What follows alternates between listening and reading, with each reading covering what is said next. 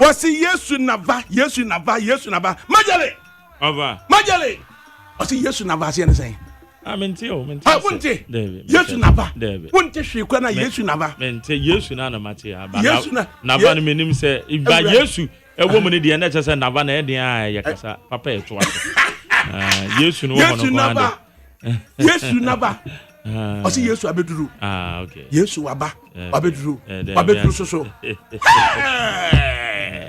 I mean, headlines me no penny hear me. The Ghanaian Times.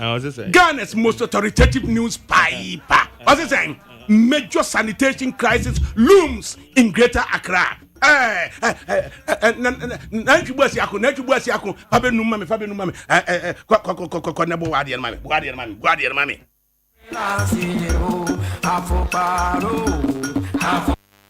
Watinasio radio veteran natinasio. Panifim Pone Manson Adakabre Mahmoud Oshoma Ogbelechiku Okemuke Titibeka Suma Nefi Tekachre Fira Tifi Kosi Anafo Fira Toye Kosi Apuye Edomnina 8 Frinkoko Kosi Nshoko Frinkan Kosi Ankame Friko Kosi Kumawu Edomnina 8 Opapa so opangoma so anya na numo de o Nemom oman no yentia Ofatenase Ewo mi manti dwumade so ewo NIT 100.9 FM Majale Yesu nava no so ntiase say na wache mo say Yesu aba wabeduru na wo pa de na wo fa me se kenkan de ma wo se menkan wafa say no ma no bi me na say wafa stories bi wa na me share am pay attention ase de abre wo no nti asa ya kan sa de ne ba ya di kan mas de wade ya se kenkan ma me wo se menkan what can be discussed Abraham be discussed Abraham so charge ade ma me me kan ya ni discuss na me ntumbu ase ma me kan bro me pese me yi bi afri mu mimi intro Yesu nava pa Yesu nava pa jete eye de kwa na matimi achia ye ebusuafo eye adehye ye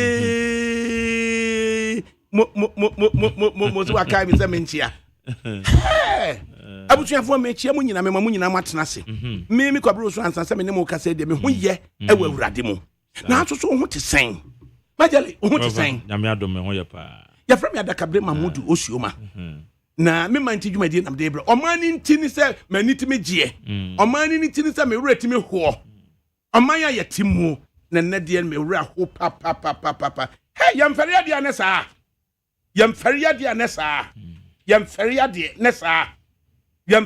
ne sa mi beken ya se no waka bibia tia esomesi ene maka bibia tia se o say Psalm 1282 and then people see akon or say Psalm 1282 no say you shall eat the fruit of the labor of your hands you shall be blessed and it shall be well with you Majeletio Omapia Ghanaian Chronicle Debia Emmanuel Akli editor prekope or say Psalm 128:2 or say you shall eat the fruit of your labor of your hands. Or say you shall eat the fruit of the labor of your hands. You shall be blessed. And it shall be well with you. That's all. Na sa quotation way. Baby aye Joseph Kwame Sienwa Japan. Wo bia da. Kwame Sienwa Japan. Wa twane akopa baby ateme kon Kwame. Na Kwame Japan. Pentecost Kwame Japan me say you shall eat the fruit of your labor. And you will be blessed. And it shall be well with you. Major sanitation crisis looms in Greater Accra. Kwame Japan me say you shall eat the fruit of your labor of your hands. You shall be blessed. It shall be well with you. Kwame Japan. Oko areko yasi yatum. Oko ajinko toku yatum. Adepa aka 1/10 of the space. Na adepa so ayama. Mu be chibe bia mu de mu bo na beko. Ai! Manata zude wanti mi anti company ni bi. Kinka de no kan kase mu fama me. David nyum wasesen. Norma ohane aduonu nwotwe. nchichemu a eye mienu no ose na wobedi wonsa no adwuma na wani beje na ebesi wiye timbiam na dwubuasi akoda ntin dwubuasi akose sen David enyum number oha ene aduonu nwotwe nchichemu a eye mienu no ose na wobedi wonsa no adwuma na wani beje na ebesi wiye Come here Japan no way good me pet bia me hu no hi zoom push ahene come here Japan brana me fa boa de man na me hu fa boa de man no wo fa zoom la onye adwuma bi ma na asemi no wakan me pese me because asemi no wakan me kan ya wo mo ka so mo decentralize say me zoom la onye adwuma bi ma and me contact ni obi adisable no phone because they just say me nya gwa me Japan ha omo na mebusa wo majare over dum di asim so to on me uwafa adadisi ada Roma na ese kwa me despite ana me diti radio so ana me kwan metiwei ba bia duro ene amane am de bo wo mu nyina se me kwa eche se abusuafo di asinkete se da bi enso rim fi radio no so na say adan kwasi abuaji ni ho ya tike omu nyina ni ho fada kura cha se se de fada si yami mini ho a enya de be ha adwene enso so abusuafo se da bi ya de radio no so ne no bo abusua enti ya manko enti hwe se bi didi radio isu a eja wiase ada Roma and the directors of VIP me didi VIP nso so to no ansa na me since 2012 Majari late 2011 and then also so me do kokoi kokoi ya me do me ni enipa mi yoni na sha asese do koko eye kwasi Debra Julius Debra ene Alhaji Collins Dauda Alhaji si kwabna omu didi ombeji ebi Haji amada me chia Alhaji si kwabna wo de me no koko no mu didi ombeji ebi ene Julius also oni ni wa fa University of Ghana former vice chancellor no Professor Odrosu and say shas ye do ikuku nkakrakra nzam kwa me ka che say me da first mira na say kwa me despite o say koko de any rare asset and any buruni sika na eko that time na me do koko shas na cheta binya be $80 per bag right and the call ya could do $120 per bag and then mitiminya as much as $250 per bag koko no and cheta nipa bi ate agusu a ya ka mu nsem a in terms of how much you can earn in foreign currency ne dey yesi enka mo bi ntibi enti sa ba bi miensan ana Majare me tafre na se ekowie se efa bi ye hunu de me ya metimi aba ba ye adwuma ewo ye Neat FM na me sika na kwa akohwe wo amu edo mi koko mame bi kusa there be say utimi ye adwuma wo so she no akwa akwaji aketua na okompanyen there be say adwuma na wo ye na no so aketua na dia kosi ha ne se we mekan obaka so mfa nso mame aso kwa me Japan kaminya wo de anka mabusa wanza na kamaka madmeka Majare of then o se wonti min create adwuma foforo ma se adwuma no ye profitable on fa no emme tua eye Zoom Lion foka inti voluntary redundancy obiya nkopɛ de ba bi ntena na ye disengage Zoom Lion Ghana no na afei no yenkoye adwuma wa other African countries no na ne other companies a eye profitable wo Ghana no wonhwe na on concentrate no onye na adwuma sa na akwakoye sa enti na chese me ba o say no wo fa yeti ho ase yi a Zoom Lion and the sanitation company no enye adwuma biem sana sisi akoba na sisi enye adwuma biem because menti ase mu ne say ade ne sha ase nya ye nyina ye kan enti na me wo de ade ne ma me me kan kiro na me ma background information no no do be and yenti ho ase ye ye pese yenti ase because information ye nim no enye no na de awoka no bo abira ma me enti na me pese menti ase etu de me yenti ase ye ne ye ho de ade ne sai me di kan maka cho say me na wunya sources of income baby miensa na baby miensa no na bia menya challenge o baby baako na enye eye value for money se me meji aketua free baby baako na baby eye dormant no na ye redundant no na de akwahye me de akwahye ho okay and nti de akwaso sanitation sector no enye adwuma ye ma other sectors of Jospon group no enye adwuma ami ye mfa wo mu sika emfa nkonkotua baby aye redundant baby aye dormant no ya yɛmfa nkotu amoka nti baabi ateɛ na duro no nkrata na egu hɔ wo a wo pɛsɛ ujai zoom line adwuma no efiri mu kɔ baabi foforo kɔpɛ adwuma foforo yɛ no firi mu kɔ ne yɛmpa bosia ne yɛmfa nti amoka internet more or less just say zoom line no abɛ redundant and nti no voluntary redundancy wa wo pɛ no kɔ ne yɛn ho hare yɛn if you say yɛn kɔfɛ sika mfiri baabi foforo a ɛyɛ profitable no ɛmfa mmerɛ mu wɔ ha na against that background no ɛna minister for labor ana minister for labor Rashid Perpo American chiremie Rashid Perpo akɔ ekobusa sɛ 24-hour economy na yɛ identify enyuma hodo a ebetimi ayɛ 24-hour economy no na to walk zoom lion akɔbusa wɔ mu sɛ yɛbetimi ahwɛ na yɛ hunu yɛ pɛ data no yɛ pɛ numbers no nti mo so de nka mu yi ball ade a 24 hours na mo yi ball ɛwɔ na sɛ do baabi efiri ba na kwa me Japan kɔra ɔkɔpɛ baabi akɔhyɛ ɛna fɛ ne yɛ de ama ne yɛbɛbɔ nipa no had my redundant na na yɛ redundant no ɛkura no yɛ mpene so ɔso obetua yɛ ka ne yɛnkɔ yɛso no way yɛbɛtenam onyanya sika kura mfa ma yɛ de yɛbɛtenam hwɛ challenge wɔ hɔ ɛnɛ nkra ha sɛ wokɔto ball agu a wobɛkɔ arikɔ ɛwɔ kwalebu ɛnɛ wokɔ arikɔ a yɛatotom ayɛ mabu so yɛnyɛ ball ano isa ɛhɔ no kwa normal recycle ball ano sa recycle ball ampo ni nyina broken kan etimiti VIP na me fa baller truck e de call ariko no way ba kokura de me kwen asa me kofra mampanyin na e managing director e zoom lion e Mrs Labi e minua so e no ho no Mrs Auntie eso ho and Mrs mampanyin ene wo mo munya da kwabre ball ma me nyesa mo bema wo dwa me ho dodo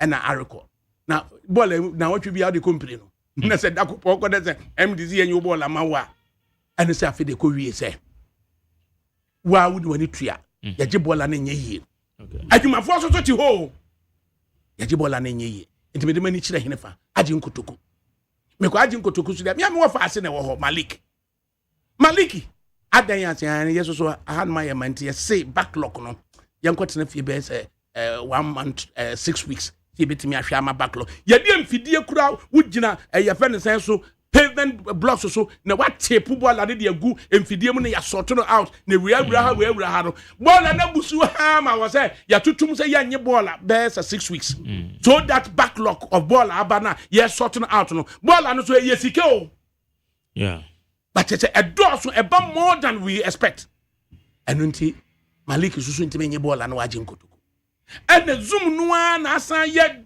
Ghana ye landfill site back where ye friend engineered landfill site will between and swam and ye ye friend ho adepa no so na ball na busuama just u ball truck no ne ho nya den a entime mfro nko soro ho na wakotepu agu soro ho just no so no eye operators na ho no ekokopɛ ye friend say caterpillar bio bulldozer bio no abetwen na ade afro no akoto agu enti ade paso challenge na teche just ho nyina aye asamfoforo na wei ana ariko kwalebu anya adwuma eye Malik so ewo aji nkotoku ana de ohonie ana ye friend say adepa so ana de yati hunie mame nkenkan ye ana Ahmed Ibrahim local government minister open ho asem ana wono so obekọ round na bebehwe photo a Ghanaian Times photo a wono so de aba me pesa me kenkan story in its entirety do obi anka so de bibi aka ho o say major sanitation crisis loom in Greater Accra as Kong landfill site faces imminent shutdown in 30 days. Na se nyina any saying Ghanaian Times asema wode aba oko page 12 wa twa no Ghanaian Times Guinea press for oh my idea Ghanaian Times do watwa atwo je chairman ne event saying Christian papa 34 no we the in Yamote no wa ye adwuma ma Ghanaian Times tete echo evening news. Edi koko pie sunwan ami a retire no Yamote mote papa ya kwaku mote ni nua ketewa no iya mote na tworoye osesen major public health crisis is looming in Tema and its surrounding communities as the Kpong waste landfill site, the once active landfill serving the eastern corridor of the Greater Accra region, is expected to shut down within the next 30 days after reaching full capacity. The landfill located at Kpong in the Kpong Katamanso district currently receives waste from Tema, Asaman, Kpong, and several other districts. Its imminent closure raises fears of uncontrolled dumping, accumulation of refuse, disease outbreaks, and environmental degradation within the Tema metropolis and adjoining communities. The Kpong landfill was commissioned in 1996 by the then Tema Metropolitan Assembly with an estimated lifespan of 33 years and was originally intended to serve only Tema municipality. However, the absence of alternative disposal sites in the region compels several neighboring districts to rely on the facility, drastically reducing its lifespan. Beyond capacity concerns, the site has recorded frequent fire outbreaks and the discharge of leachate into nearby residential areas, posing serious risk to air and water quality and exposing residents to potential health hazards. The Minister for Local Government and Chieftaincy Religious Affairs, Ahmed Ibrahim, sounded the alarm when he paid a working visit to the landfill on Monday to assess the situation. He noted that almost all landfill sites in the Greater Accra region has reached capacity, warning that the closure of the Kpong site without immediate alternative would have dire consequences for sanitation and public health in Tema and its environs. We have only 1 month. And I quote again, we have only 1 month. We are sitting on a ticking time bomb. We are behind time, the minister cautioned. Mr. Ibrahim said that the shutdown of the landfill could disrupt waste collection across Tema metropolis, leading to refuse piling up in communities, markets, and drainage systems, with heightened risk of cholera, malaria, and other sanitation-related diseases. To avert the looming crisis, he summoned that, in collaboration with the Greater Accra Regional Minister, Linda Obiniwa Akwele Oklu, all 29 metropolitan municipal district chief executives in the region will be tasked to submit position papers proposing urgent and sustainable solution to the sanitation challenge. According to him, the proposals will be forwarded to the presidency for immediate cabinet consideration, stressing that decisive action was needed to prevent the imminent closure of the Kpong landfill from escalating into a full-blown public health emergency in Tema and surrounding communities. And consequently, 29 African countries, as you zoom line, you know my contract, Lagos, 35 years, Ghana has a deal to see here, and the Ghana and the True. Majari. Say no, the Mepesament and say, Zoom Lion Company, no. They say no, abandoning in the contract be a banner. Debbie, end the contract on Baby Bakupo show. Ya ending on Wome Praprano. Wome Praprano. A hoka crano peno. Nibada sanit me ya mani luku like say all aspects of June line Juma ye. And ye go jaino. Ya jaini na. Wamun suswa ya mom continue via Praprano. Ye ntia wamuko. Omu nyina atete ho. Na sa decentralized system be an almost some day but so various assemblies. One must say assembly be no afomu biem.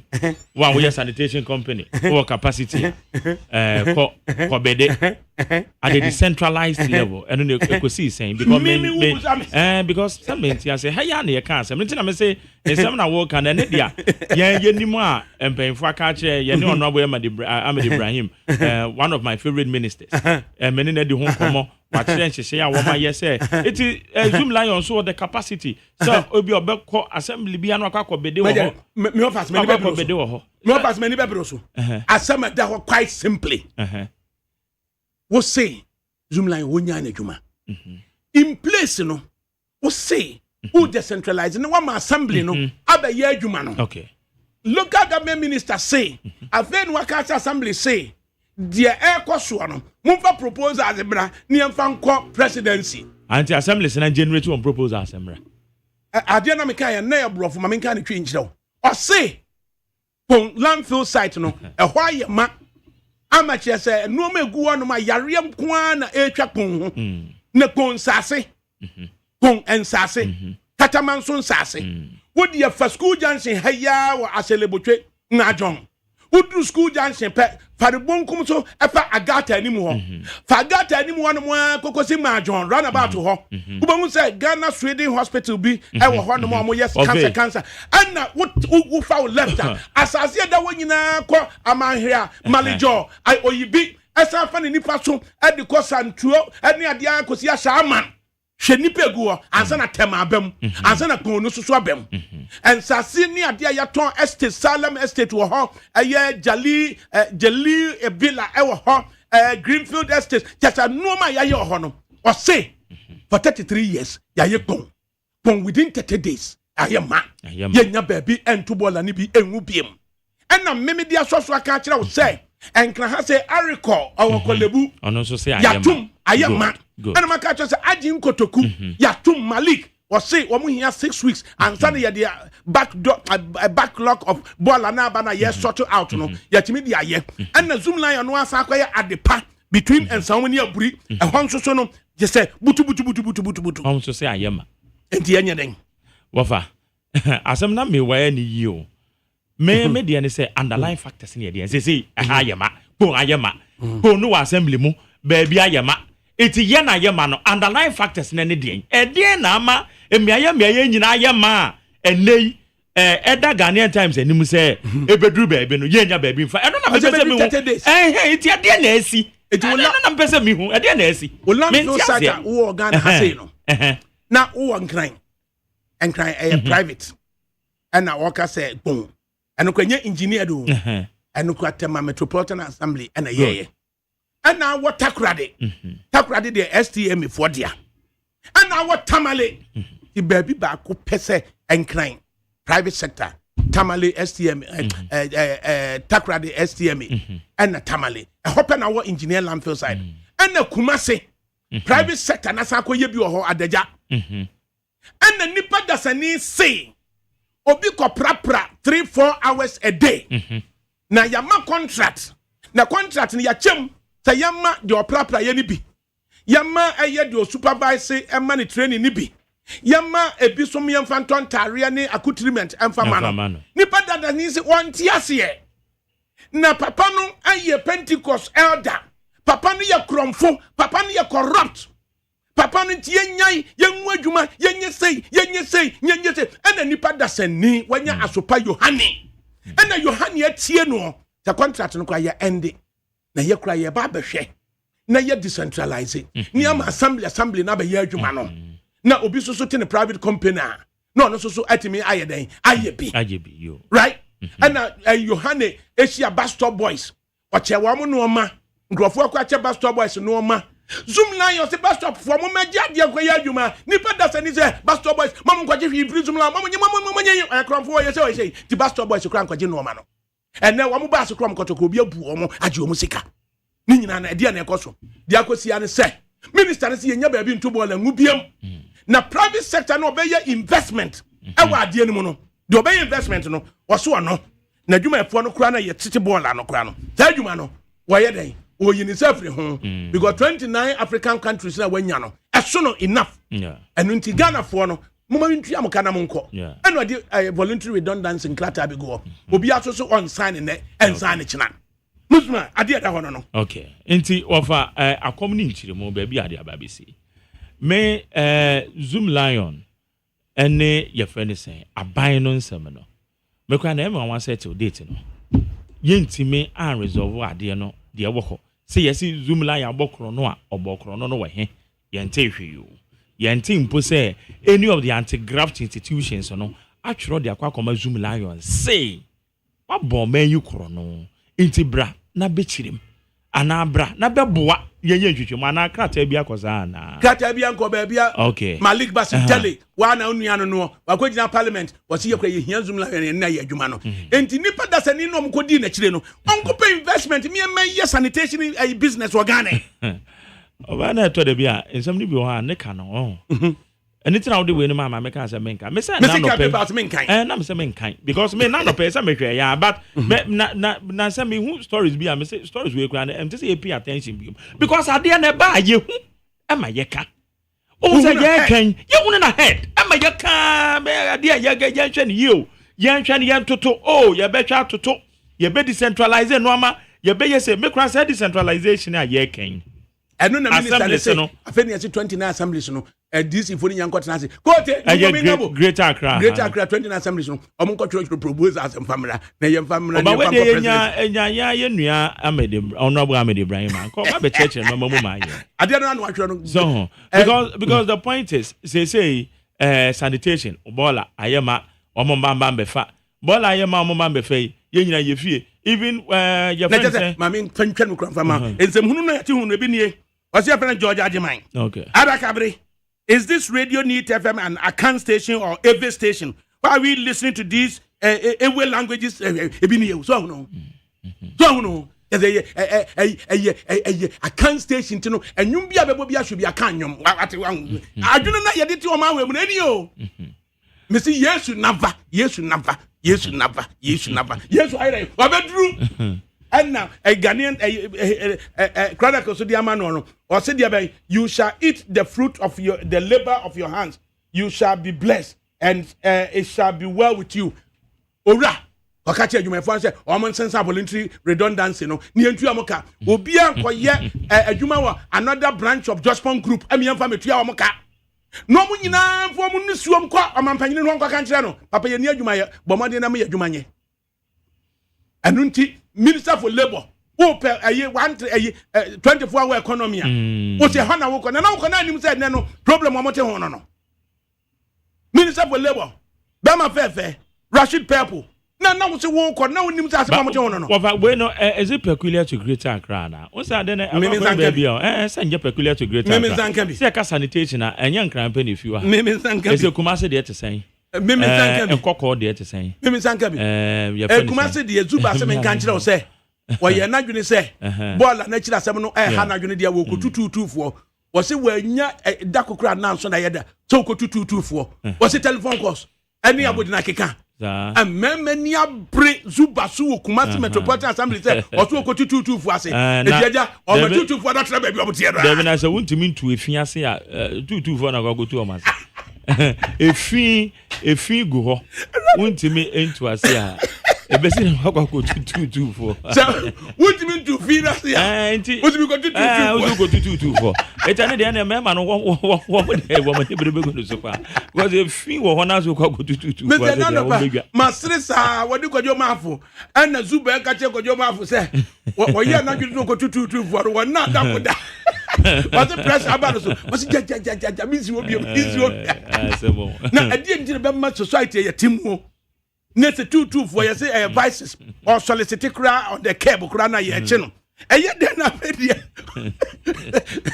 ho ayo kwadwo mafo na ebuza no se hwe tutu for no means ho biem majere aba okulu na anya asem Greater Accra regional yes one jini nyina family no mfanko presidency and during the period that you see end the contract and ni pass message say president say ya end the contract obo se no be sin na no yantimi anya hwe ana bola no da so gugu ana bola nda hugu ana nipa da se ni so antimi amachire so amusa da se na tesai ene one na ba bi foforo one na ba bi foforo tani atie majere over what I'm not living in Ghana. I meant distracting. Why? Your bang na nyuma na no nchire say aha ye true station ntime mwangu na nyuma ja Mr. Jimai my hontomika kra why say no if you na bibisa say say you say minister and a ministry no mo ye de na afa ho because sanitation ya what's wrong with family no van come presidency assemblity awo mo no eti ye betwen ama bola no go answer bola ye betu agu papa ene uja bola si wonma edin na sense na ba be fa de akọ because obe kwa wonya ba bi fa nguntu o mo mampo na se o mo ma Obeya ebesi wa na se omomba. Jo ho ebecha na oboda ya mesi fie sa. Se ni nyina na ye challenge Sandra Diabedu. Ojada Kabri, don't blame anyone. Blame your own NDC government who have destroyed Zoom Lion through Malik Basintele. Stop pretending as if you don't know what has gone wrong. I love this. No, we go back to doing anything otherwise. So no. Na a year day na 29 African countries, you know. I didn't know who Ghana. It me contracted company in Sabra Bay Jumo. It is say no. Yes, Zoom Lion wa bokro no. You say yes, why then? You me for say maybe I didn't me kwade me to us. And someone ni pass message trotro ya fa Zoom Lion. Who's where hunu bi? Wafa eno ne ye rubbish to me. Me ma me use said in West. Yeah, it can't substantive matter. Matter is obi trotro the bibi the on trotro. I don't know when you hear. I don't pay attention to certain things which are useless. I didn't want to use certain words. What I mean is, Zoom Lion your company and wafa the pounds of my well, yeah, no, wafa me lande. Zoom Lion your company and wafa nipa. Etua womka. Wafa Ghana for tuomka. Say a few men yen. And me bisa say Zoom Lion our OSP. Officer, you investigating na. That no me be say. Say this that's me can no maybe. What's so be to baby. Why want to be? Na me to be am fa ho. And na want to be we court out betimi. No wafa. E no maybe wo ho so man no. Ya we animu kan. But aya na o say wo dey asem no ma me say me nkan. Na say no pa me hu yi. Ah wo fa mu. Ba me am sure na me say me nkan. Na me do baby. Because me no pa me hu kan. Na me say well, na me dem it will be sure we be so no about me the Ibrahim and my friend be 7 times. Unfair. But e bia no why busy because me say yes abrofu bia ba nchen. It me cast unfair. So because or you be up pick me calls. And na my friend 7 times. You one fan na me say what am fan to answer. Oh wa ho brase. So ho. It was fan. Ade we o say me be call no cra koka bibi cra ma say ye kwetwetwe na bo. Ye be na di kura ni. Say we ye Pentecost ni and Kwame Japan ye Pentecost ni and into ogina Kwame Japan achi and ye tia no say quantum me bet siam and American on the two it is say ya ye wa hey and na bibisa say ye wo hoi e say maintain say over kisi aja me atron krata bi say attorney general ne no ma all ye the press conference so ye almost Zoom Lion di maintain say yes CID invite Zoom Lion it na say it atrotro na e tell me say you rubbish and you bola ana to de bia so o man ni madwuma wa fanya easy o obi won na so anya adwuma tell me say sa wo twero na say amfa resource amra me a you bola you rubbish jai it ba na yamfa no ko jina mna na no when this can yamfa no ko na nyema tu akoma to ye na men kan wafa boy bi ne de to no so say efri ni mene o de boy bi ne de to no so say waba VIP be wi phone ana boy process for the bank ba gu ne nsa ana ye de ne ba na mbusa ne say ye fra wo san o say friend na o say ageman meme ana be papa ba pe na me go di o say friend na o say ageman ana go your phone ana yeso akọwie phone ana am se na no sa ageman wa to fa phone kwa say me fro de bi ka je be nyai ana am se na no sa ageman am ka che process for ne say team no ana omwo ho no a supposedly phone no ayira no omo beba enura bra in the process for no sanfa no kotum mi amfa ne mra brada na ye mra ne ye hwe CCTV na no sa ageman oguma jere ni ma tu bi hefa o se mi fi aburi ana na we dia ana za ana mzi ye woto bu ajankwasi ana mzo to bu ajankwasi ana brado go za ko bere je afedie enura ni peto kosua ma no za na nyono a ana ye ba ye nura na majali me ma IT specialist be china ade hu abanka ba de gu na o sageman sei approach for me ensa ana kan hu ana afedie de o se anwumre no nkron sa eye particular area ha say na no sageman majari kitwa o se da omu na gaza me mpra ho na me pra na ye adwuma ha no akopra ha afedie bo video no a kromfo hyeche abeda konyam and na kromfo no just about 9:10 p.m. catch Nana was Sajiman say on sorry no prapra demo. To all prapra on a papa penny or no complaints and phone irano. What Jenny phone the two akunyaso. For over 7 minutes now on my back. And to say Nana Sajiman prapra no. And now your friend is saying Aquano Castle on prapra no. That's what you think Kunyanamano. And or part baby and now Kunyano phone that's all. And on my phone it off from. Till Sage Nana Sajman and young Kosokra and Oguso Prapra and Aquadema a bone moise and of far phone and on the shelter. None of the video needs that's Aquadana Papon, Nana Sajman Majaricatua or top from the handcuff with the and where they were dear me. After the process for you know, and a papa not in the phone, you don't know. I saw him, he took my phone. I said, Papa. You're careful. Next time, yes, I didn't be that. Aquadano, and when you put a tongue, because Yaman and Nasa, I mean, can we am a Zoom lion now when you have a wedge? Wow, there's a walk away that I've heard you. In fact, on my way, Namikan, yes, some John Dramani Mahama, some as we gray where you mean, Igwe, where you mean, baby me and Sawi, or ye. Nipa bi trotro ya mama de baumia wa mabida mama de baumia wa mabida na nim de sankrofo no akita mama de baumia akita abo unu ye show mun kran de show mun kran ne say bire bi twa mu na de dan kwakufu ade wa mabida on be president o mabida majale and be president media me kama chiro na majade ato wo na be ye ho adwuma se John Dramani Mahama no wo be ko ama NDC do be fufuro bi diaba issues about transportation the way our mama kwan ama assembly for any your pen say process for hard driver for no ho ye ka Waterloo a omo hwe koko akuafo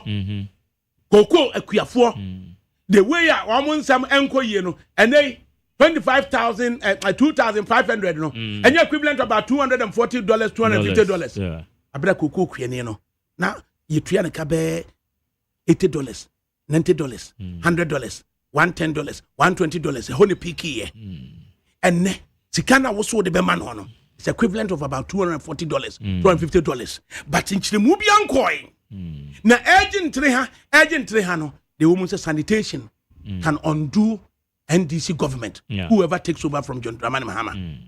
And your cocoa issues can undo John Dramani Mahama. Cocoa yade, say and normal. Yeah. 1 to 2 year and some funny womb, as so na a cell and sa and a violence. San no man me and san. 1 year a dibayo. The 1 year a di adding a bayo.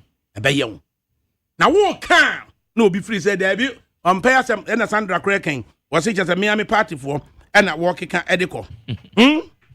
Obis be Musasa Malibu away. A Malibu away. A Malibu NDC. A Malibu away. It is Ceciano. Boy, I won some year. I think you see a Miami phone line. To say, yeah, your boy chili.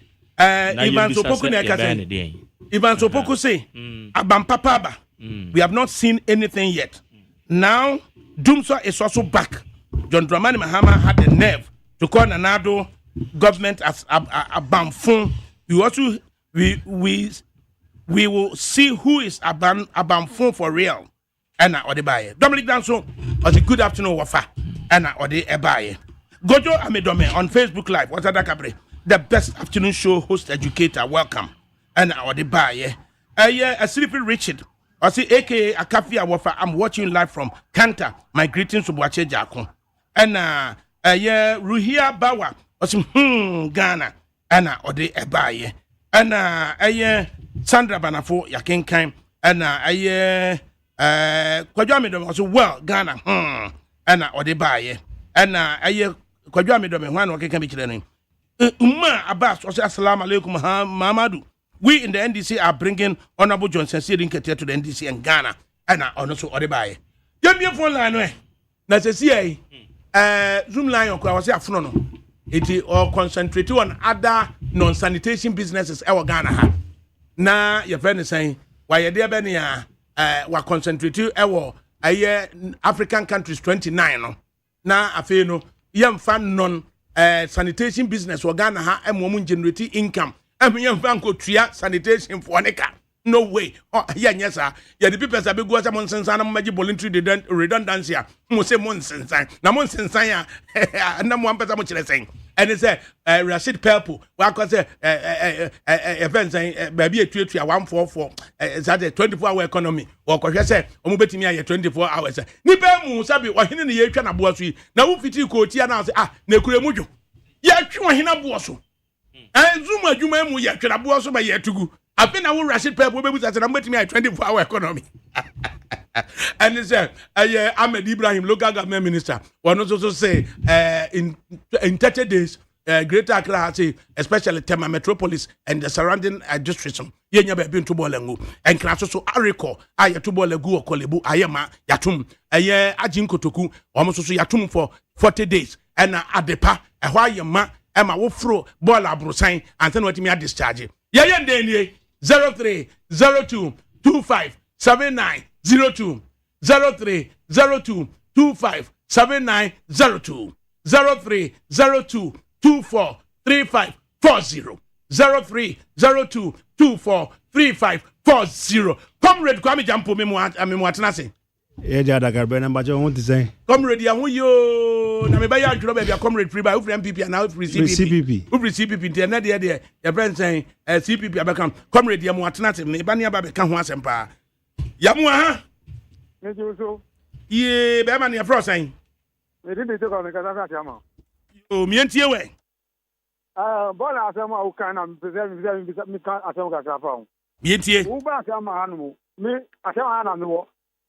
First asema mi hu se omu pla asema be a week. Ba asema hanu me bia u be hu bola omu pla no mu na mkwa no mu pla. Omu kitabo ya no de mu chi no mu omu sa bola.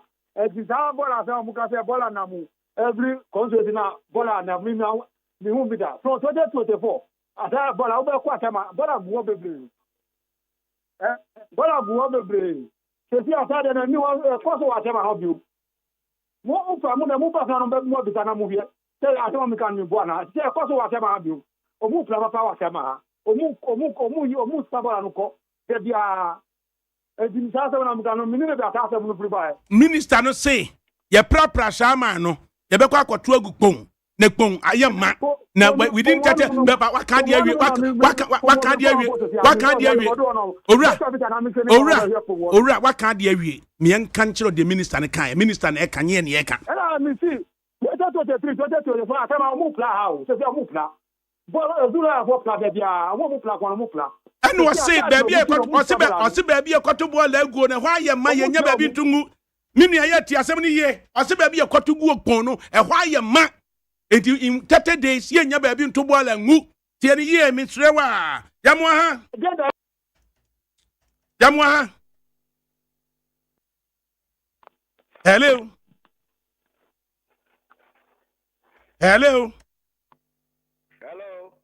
ya fro say ni Ofa nana kwa mene ni boy town nana mi entie o ene awie nyame asumdwe nkan asumdwe nkan o to chi papa ajere so o ka kri no fo a on secretary o gbojuma papa ebi akonya no so o sako secretary nti duro o mutu obarman ofa asamuna na wo kanu o ma na duru mra sei na ye de enwujimu na ye hwe de be ye bebo o ma ne mpuntu mitie ye de minister ne kan no ne Greater Accra minister ne yini na MC ni DC ni na ne koye mehwe almost next 1 month time yenya ba bia de ball and begu ndi si omo be pass as fofora omo de ball and begu ndi eno de no kwale na wo ka no na mesra se omo ntwe mane nyansa because ntensi obetoto so man hwe ampe ba bi na de ball and begu ani manimu ya ne nso to a omma no ye ho be kire papa because you say kurana obi epira kurana ko hospital ya ka tell say bed ni hoyi e say ya metu atese a en fa na do mbeko ndi ofa e ho de ko so bosso pa ko so bosso because ankra kuro no ti antu anamon a efin be me ankra kuro no Yo, yeah, that was it. 0302257902. Yamwaha. Yahuye. Yiteu. Madina, they said that you don't put them in Madina, a bola was a you know, I was a channel. It's okay, and the no, my back of bola. No one will make this guy, no one back of bola. And the cabinet, it will be necessary to get the man, and then we could at the bola. I just never done my woman. It was no woman. And I'm going to decide what it is there. Everybody see a ball and every moment. Let down my Kuntu. The Kasaya Muntieni.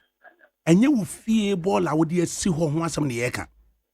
Company also say, ya, on me for ball and a bravo to a summer minister ne can say, yes, it's a ball and every baby, I day corner. A hot iron man. And until in 30 days' time, or how beba. And kraha, my catcher say, I recall, I will call lebu, yatutum, yanibole beam. My catcher say, I jim kotoku for 6 weeks, almost a yan tutumuna, yentimin Emma backlog and kwansa. The next one here at the pa, I will between and so many a brie, who causes a honma, you must say, ding.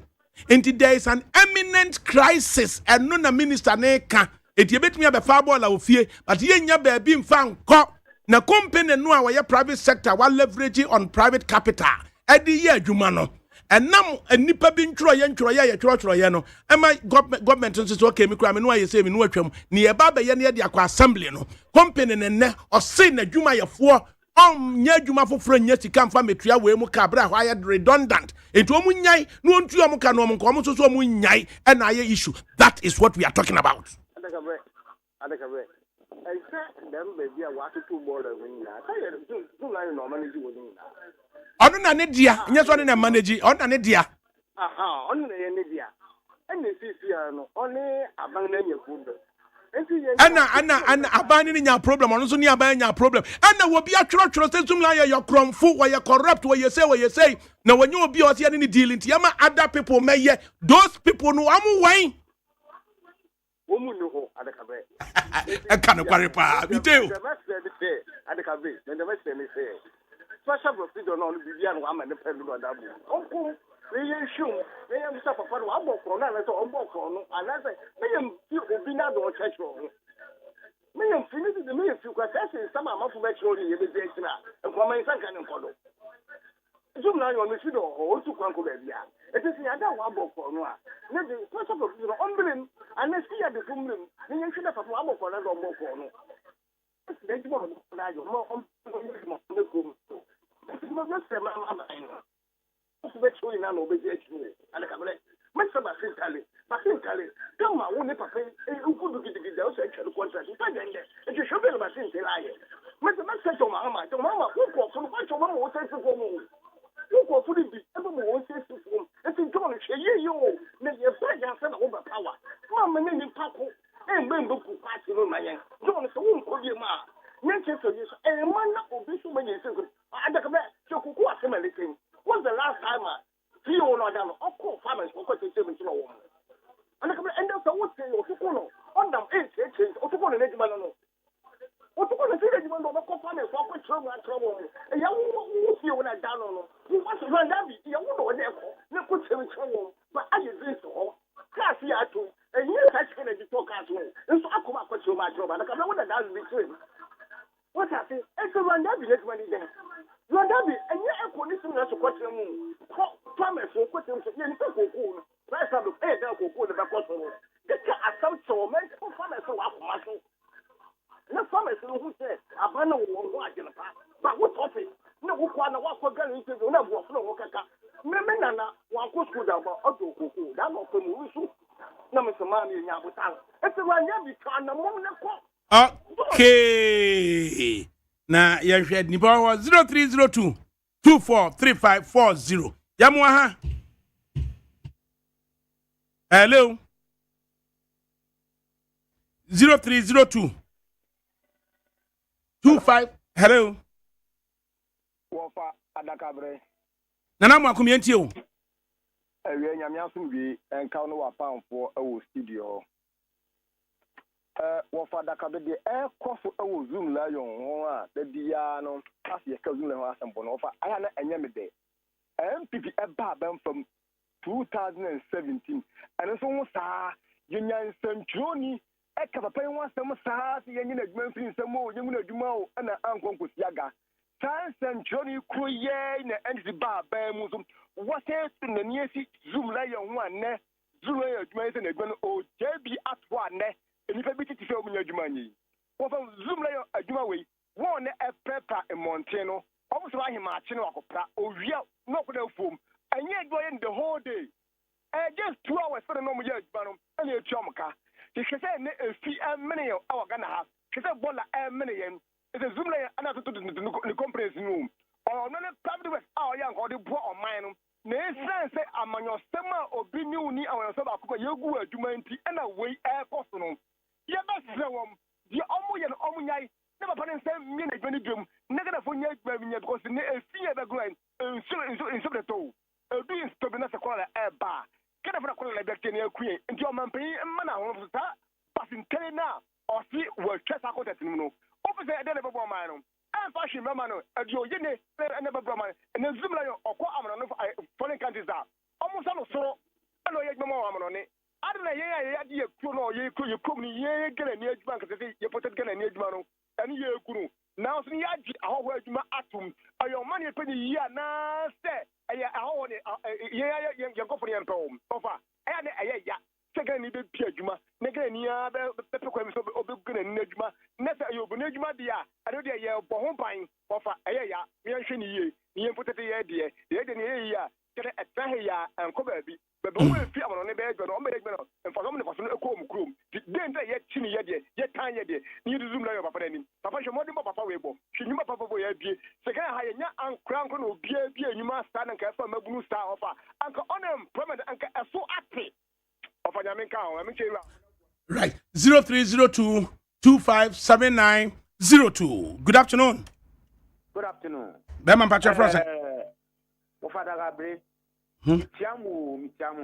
Ajoso. Mi traffic diabe. Mi traffic diabe. The fellow telewe. Unim. Zula ya semu ya mu kan. Unim se aban we wo di nipa ho pa. Nyama e koso wa Zula ya mu a. Anko nu le be so anu ntem. Won. O di o man mu nkofo ho a onim se ko la beba nkofo na ye adwuma se ye ti omu ka. Anka nye ndi ya oye ni. Won.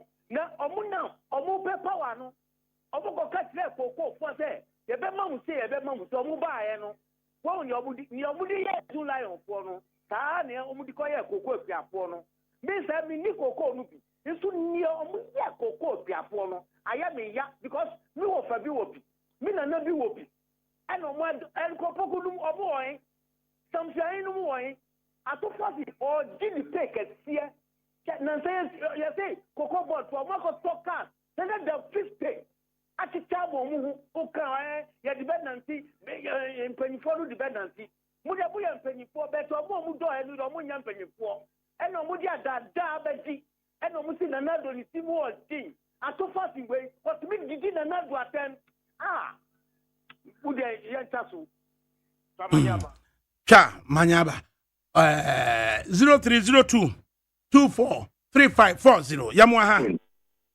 Good afternoon. Good afternoon, Mientie way. Nana Kwadoni. Na Mr. Zoom Lion no ye kromfo entina ho na ye ma na se ne dia be hon Matthew. Ye si nipa ne ye kromfo. Afi de ye se hon my man ti de entina ma bola no nko. Aya de papa. Ni nyina ne ze private capital wo hia edi aye enoma bi no that private capital nka o leverage on it nanka ye can minister say afi no mo church from family na 29 assembly for no mo church from family no fanko presidency na fe yenkonko pe bosia o man ni nyina me no nyina yenko pe sika na fe yenko pe be from fanko as opposed to say enka private person no why your investment in that sector no, you encourage them, you motivate them no the private capital yeah nanka wo no ugigye ntoɔ no nkakra na wotuatua nkakra de ma no ɛno na asoma sisi ɔmpene ɛma no nyɛ saa ɛna kyɛ saa kɔfa de abɛn yo ɛne mo mo yɛhwɛ ni yɛ ne yɛmpa ne poma sisi medam ase yaso yɛ dem ase baabi a ho paa ɛyɛ wɔse endizum la yɛ gromfo wɔyɛ ɛyɛ kitasihye no prɛ na adwa no ɛno na ama pon na yɛ manana yɛmo ha asomdwe nka ma panyin baabi a wo bia na pom tere nyame na adom yɛ ho ye ma ko a che ma mento nka obeye yes brother we are very omanpain kufo baabi wo bia mkotodu kufo chiada mam wajodo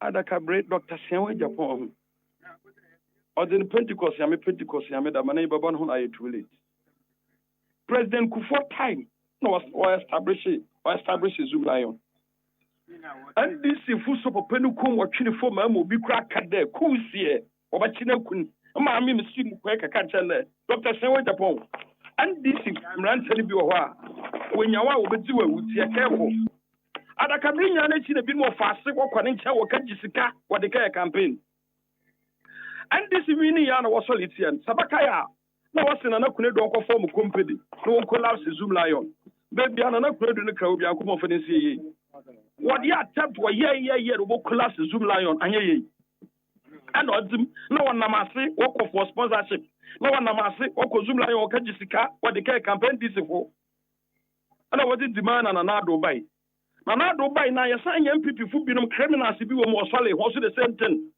wo ya anya yi in your quick Obama and this Asaba power bill. It's more and people for the boy will do this far. Near Basta Ghana for say Sikai at the Cabrisika Ghana for data. Say Concrasia Sabi, China phone abbey, and see a crassabi Fribiaco so sabi videos. Mashesika bro, if you watch what the Kono group. Sankadama Telecos, you are a gun and yinida. I'm telling you that Yamubinum Yanama. And Kubenya sponsorship for that school will benefit a lot. And Krofuya foreign companies yard waba expatriate yard was showing in the a foreign currency, what they call once what should be ma or friend and black market. No what the was a Sikama dollar or call about now on man digits in crowd when you be from Bobra. Near Basre sank a Zoom Lion. No will create Piasi at a Cabri Confant man a village Piala Zoom Lion. Yamam if we Homachi or Caprevia, no Cordona Banchi, or Caprevia, or Compan, or Capenam, or Caprevia, or Comancasim Market, or Cojo Mubenya, Obezi. Now, what by what if you share him? Obogun, no, they were baby. Yabasle. And one hour where Dr. Sianwe Japan out of Moma as well. Now, that's a Ghana, then this is why demonstration Galamse. I wore a Tatakwasiran about. No one to gold war. Why? Nti ahwana media fona nyonko fa Dr. Sianwe Japan wa abo wan na anu ye ko green revolution wo rather than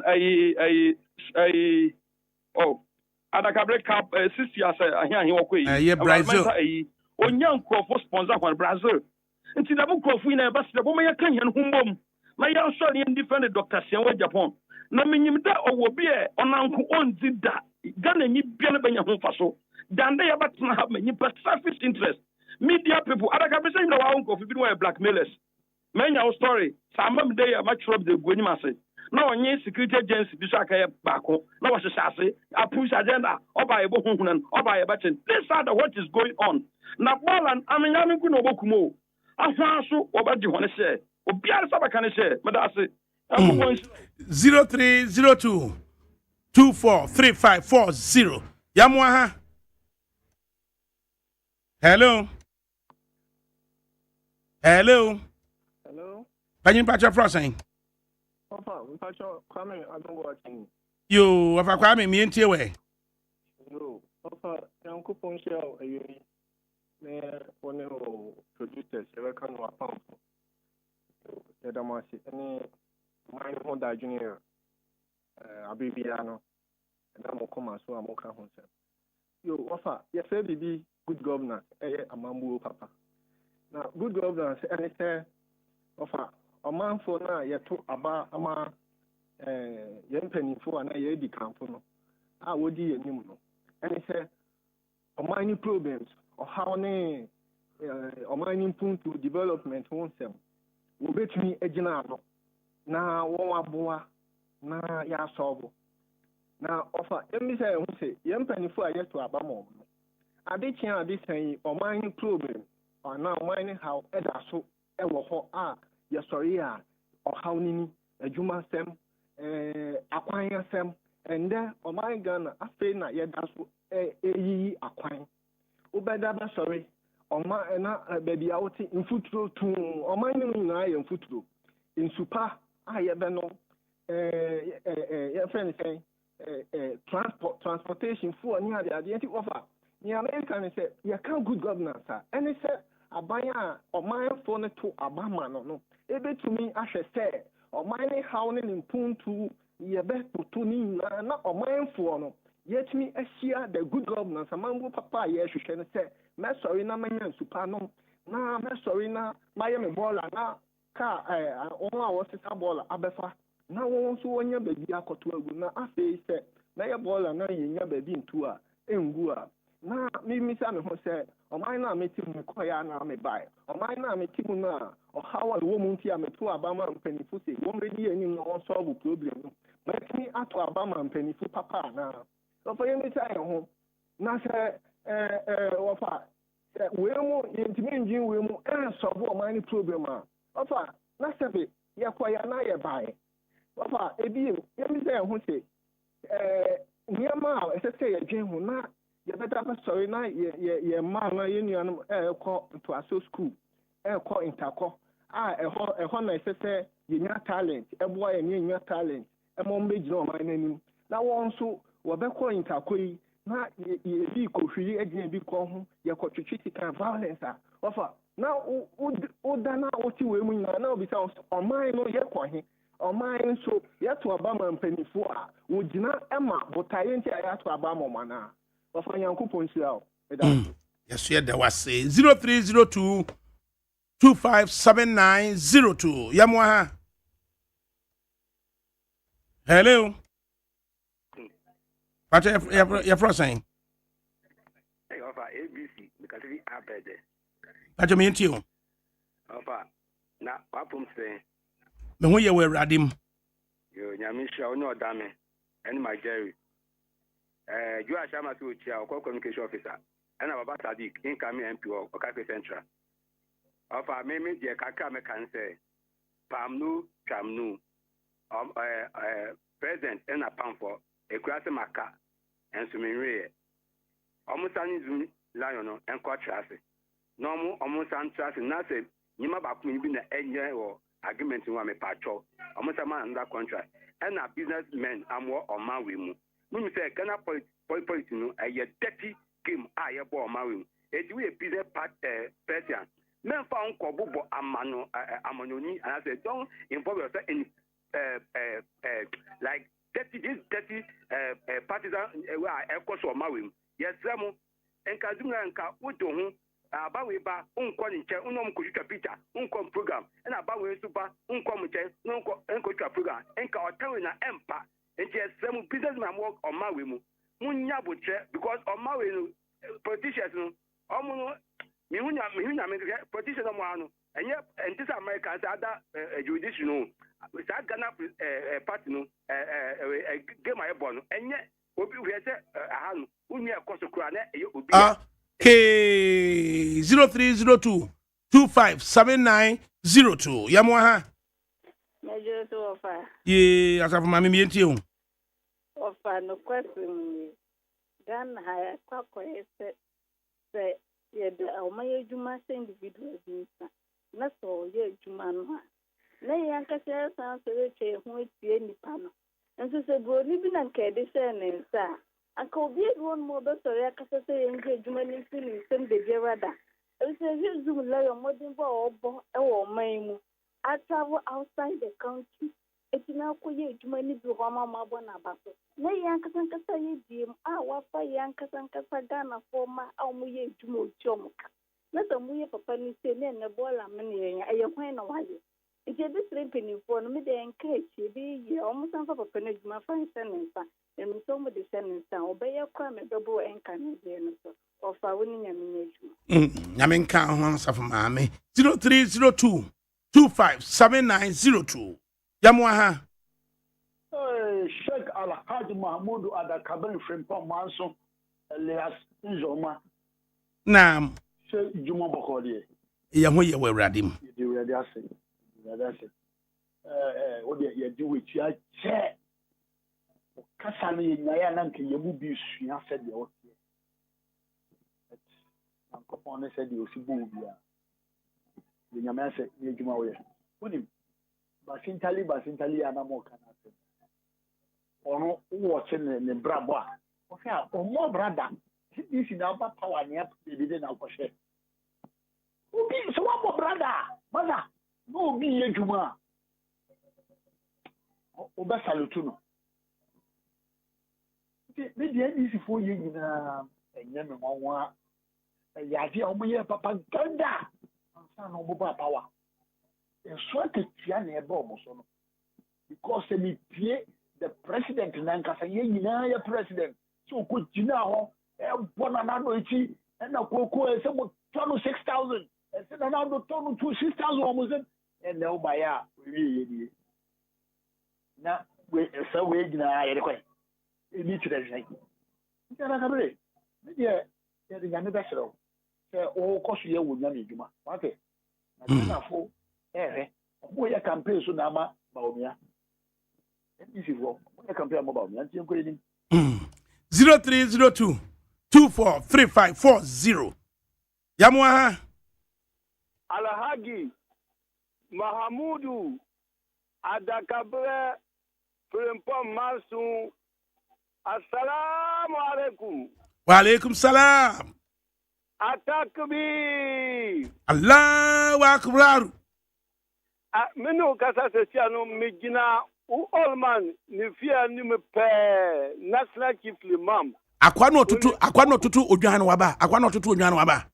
Waba walan. Wallahi usmisi ya one function ni mpiti ho kakra bi na ba 4:30 amami abeje. O papa si anyimre de benum show woni fie. Ami.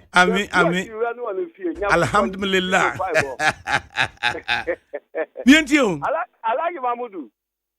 Woni mtia me wura wa wi pa akaka kra nka me ya kogu makiria. Enam zoom lion ti.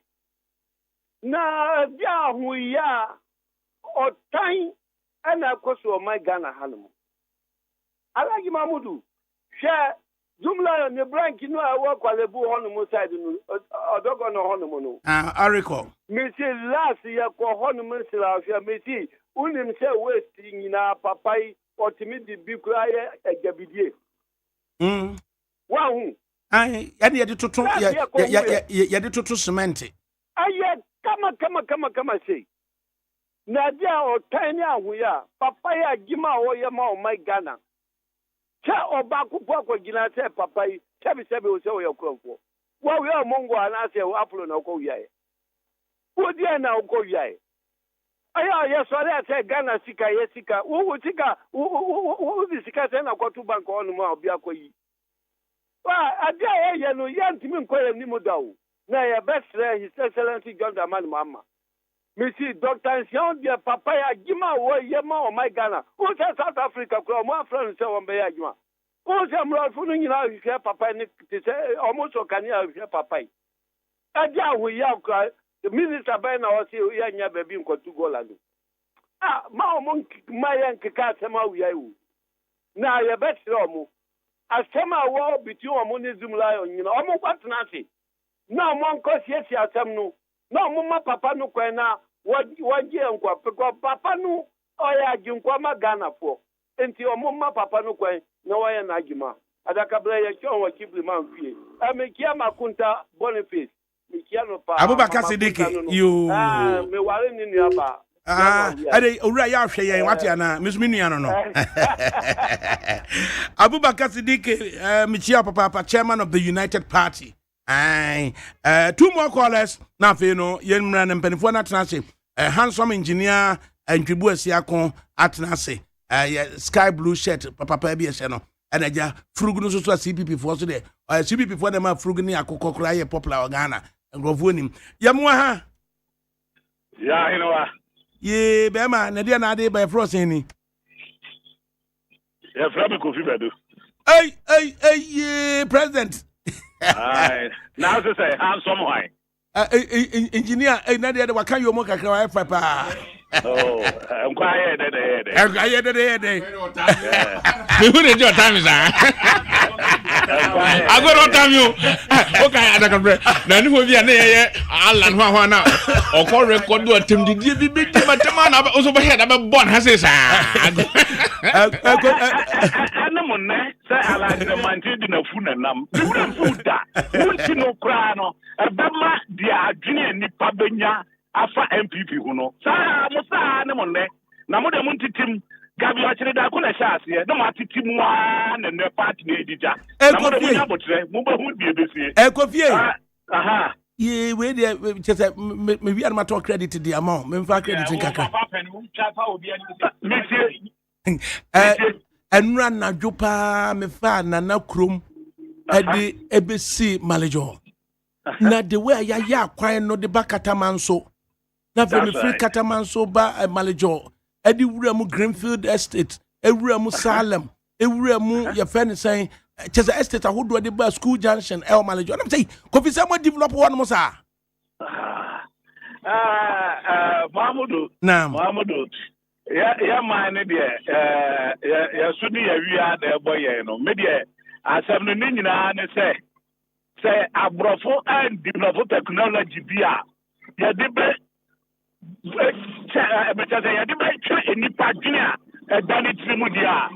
democracy is so good for Africa. This woman my technology bia you bet me de ehunu nipa wadwene said the titi ni abeso mo wato aba ni esi adwene ya de nipa trimu ya said the tie obi anto ba ko ne de democracy nya maye adentra adaga me nipa bia adwene a wa mo de so afampanin fo a akukọ school afubo degree ni na grant make a chere o say I mean obinye material for president no petumia adaka plebo he de be kwa agosie ma nkwala wo he nipa bia adwena dani trimu a wo ka chere de nti okoto aba adaka be e chere say on tia de na wo ye na se eso to ba ko ndi e bebre ye wa chiri ko anu ti ni ene do de ma me ko so Mitio Kofi hello before yampe ya de bibini enye sika na ye no yonko ya isa say obeye bibi no akire ne se menua ekwa be da fa so a waduru bia say no de obeye say mem twene metwe fom na oni mi nyina anye pe so obekwa che me de eno ane ye na ebre bia ba mbesi sanne sa ne yi Jumla obesofata na ye mekai president Kufuor firi ho ayi wo ye jema ba pani ho kire no amene ba bi akwa dream ma Africa countries ahodo kura wa kwo ye adwuma ye so no soro ya ye nki ye besoso ye bebohoa no na ye watimi aye papa no ha no na ya ba ye mpuli ne down no ya ma no muso dodo sa na ye aye ko ye nyina wo ha aso asipa so no wo ba bedi so no ma me nya bie na wo benya bia che me ene metwe na hwefom na ya nse ni ye de sa no man e boye fom timi de mesre say se wo Japan wo ba ye te de wo gudi bi do ba guno na amanonefo de ne na baboa no a wonye sebe wono nkwa de ina woje aye beta na nimu akata ko atua bribe empanimfo akese ni adesela wo be sofa de ene wo jai no hwe so da kakra manone obetimi aye no de abone bra I think say you better because before say the mahu ye no maybe a matrate ya pull him down attitude ni probone for aba ebibimemu dodo say adwemboni nti yanko yanimu da di adakabre awire ho na me sesi ame no ka say Mahmudu menam kumase meninkrai ene metie wo a metwa tomu entu de me bedura yewura se wo Japan manente some of us ye be sia no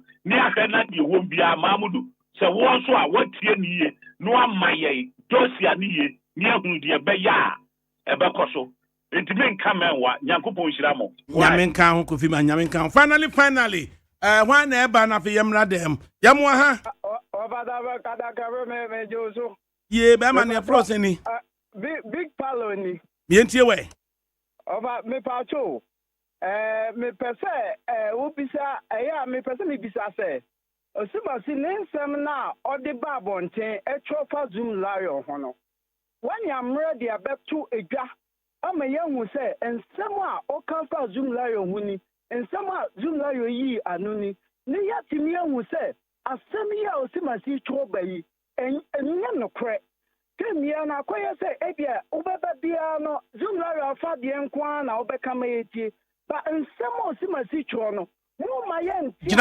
jinazuka kra bi na me ma fakitwa bi fakitwa bi ba meje breast ma be program na noma osuma si no wo ka no maka ni nyina afro ba faka kra bi ni na eye ye woni pa bi na omo prapra eye streets mu na omo ye part time adwuma 3 hours a day ya homache no asore no aba no abepra omo etra London etra broche te say engineer Peter Ndjubu asiakon omo ye bibia friend say cleaners nti ahomache no kokoya no apon ananwumre no akwakoye 2 hours 3 hours no apon no de aba omo ye sa adwuma no ene ko ba say yetua sika na sika na yetua no ye de emufa ye de ma say momfa ntoto empaboa Wellington omo fa no krokro momfa bi ntoto brushes emfa anya adwuma no momfa efa we suso momfa emma wono so a wo prapra no momfa efa we suso emma oma manage a training wo mo to ensure say omo beba ba ye adwuma no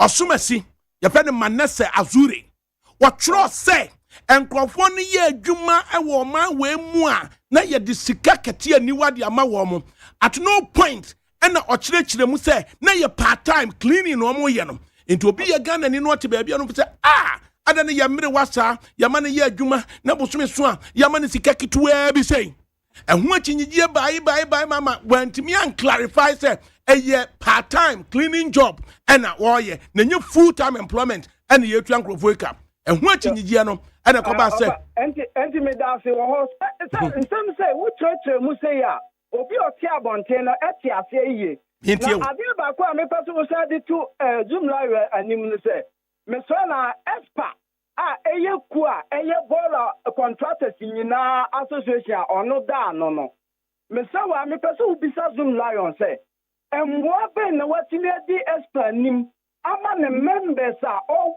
do mo anim no emwo be no watini anya fini wa why dear pass was antimi akofa sa asem ready aba kofi bedu asem kan say Ghana expa no zoom lion da anim no expa mumu ye nyina ye nhwe na yankambom ama ana ye executive secretary of ESPA na ekowie say me sources ba bia metimi anya trucks no ESPA for ma menyi trucks ni mra na men subcontracted trucks no fama mu am kika ho no amunni sa akadia resources ni bi no ESPA for say da bi obi anya ne de that time na me papa J Stanley Owusu ono pe na wa akadia kakra a oben esoso no wa mu aka nyina no na omuni ho akadia no ensoso ma ampene Amazon line ankoje trucks no amfa ama wo mo anya adwuma antua trucks ne ka in high purchase enu nti wo tan nyonko a wosene wo chen nyonko a wosene no ebi no expa so de si ye no enti we no na me person me sra wo say expa ko no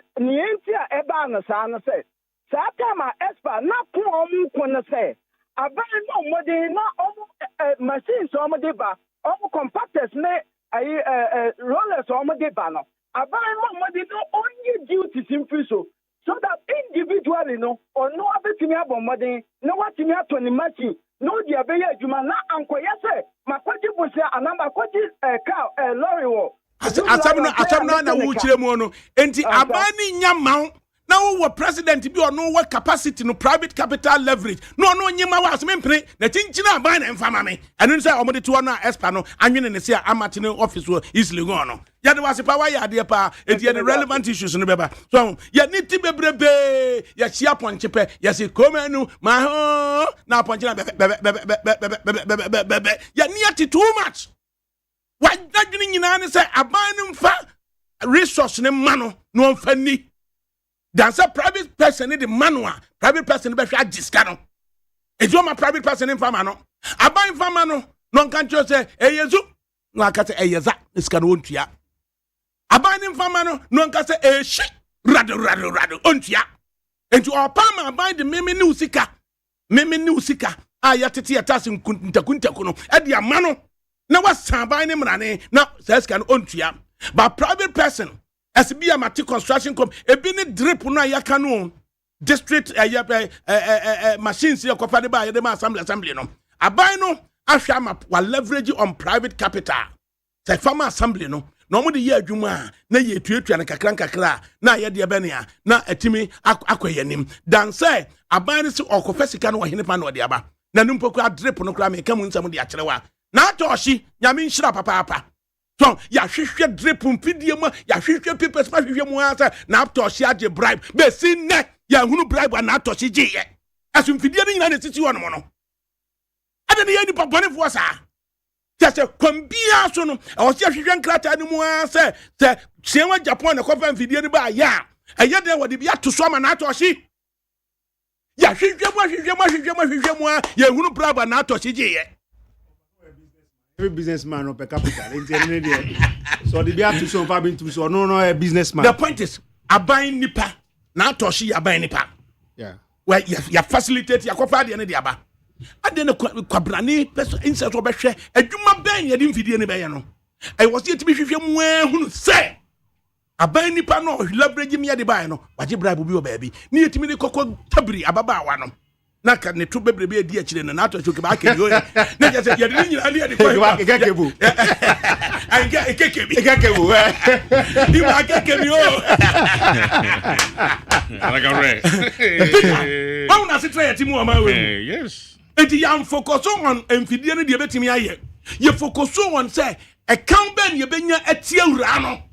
And if it's in the 2 my young baby up and Tiurano. Memoatanase. Ejoso, like a bread. CPP Memoatanase. Ejoso Eja Mamudu. Comrade Kwame Jampon Atanase. Ashana de kama. As a major sanitation crisis looms in Greater Accra, and we are asking what is happening. Engineer, Timwe, engineer for Yo, I can remember that celebrate. Now, Mammy Falconia is na mention what you for. I mean, can we can quick one at my own tea. Was say a mini Alex in the Bible. So far, I grew up in Kumasi Grove Room, Mr. Yabua to be precise. I grew from Yabua anymore. Grow from here. So Grove Room, no, Menchie extension. Papa be near from FA. We knew Polos Hotel. We did the Utraco Siajima when I will through before no, I won't say Mr. Yabua or parking so on the station. Now Mr. Yabua or to write one of my FA Yabua, no typical contractor until Casa Yabua side into Yabua fee opposite. Okay, say Mano knew first one off the report. Go for the Pona do baby a parking in Danoa.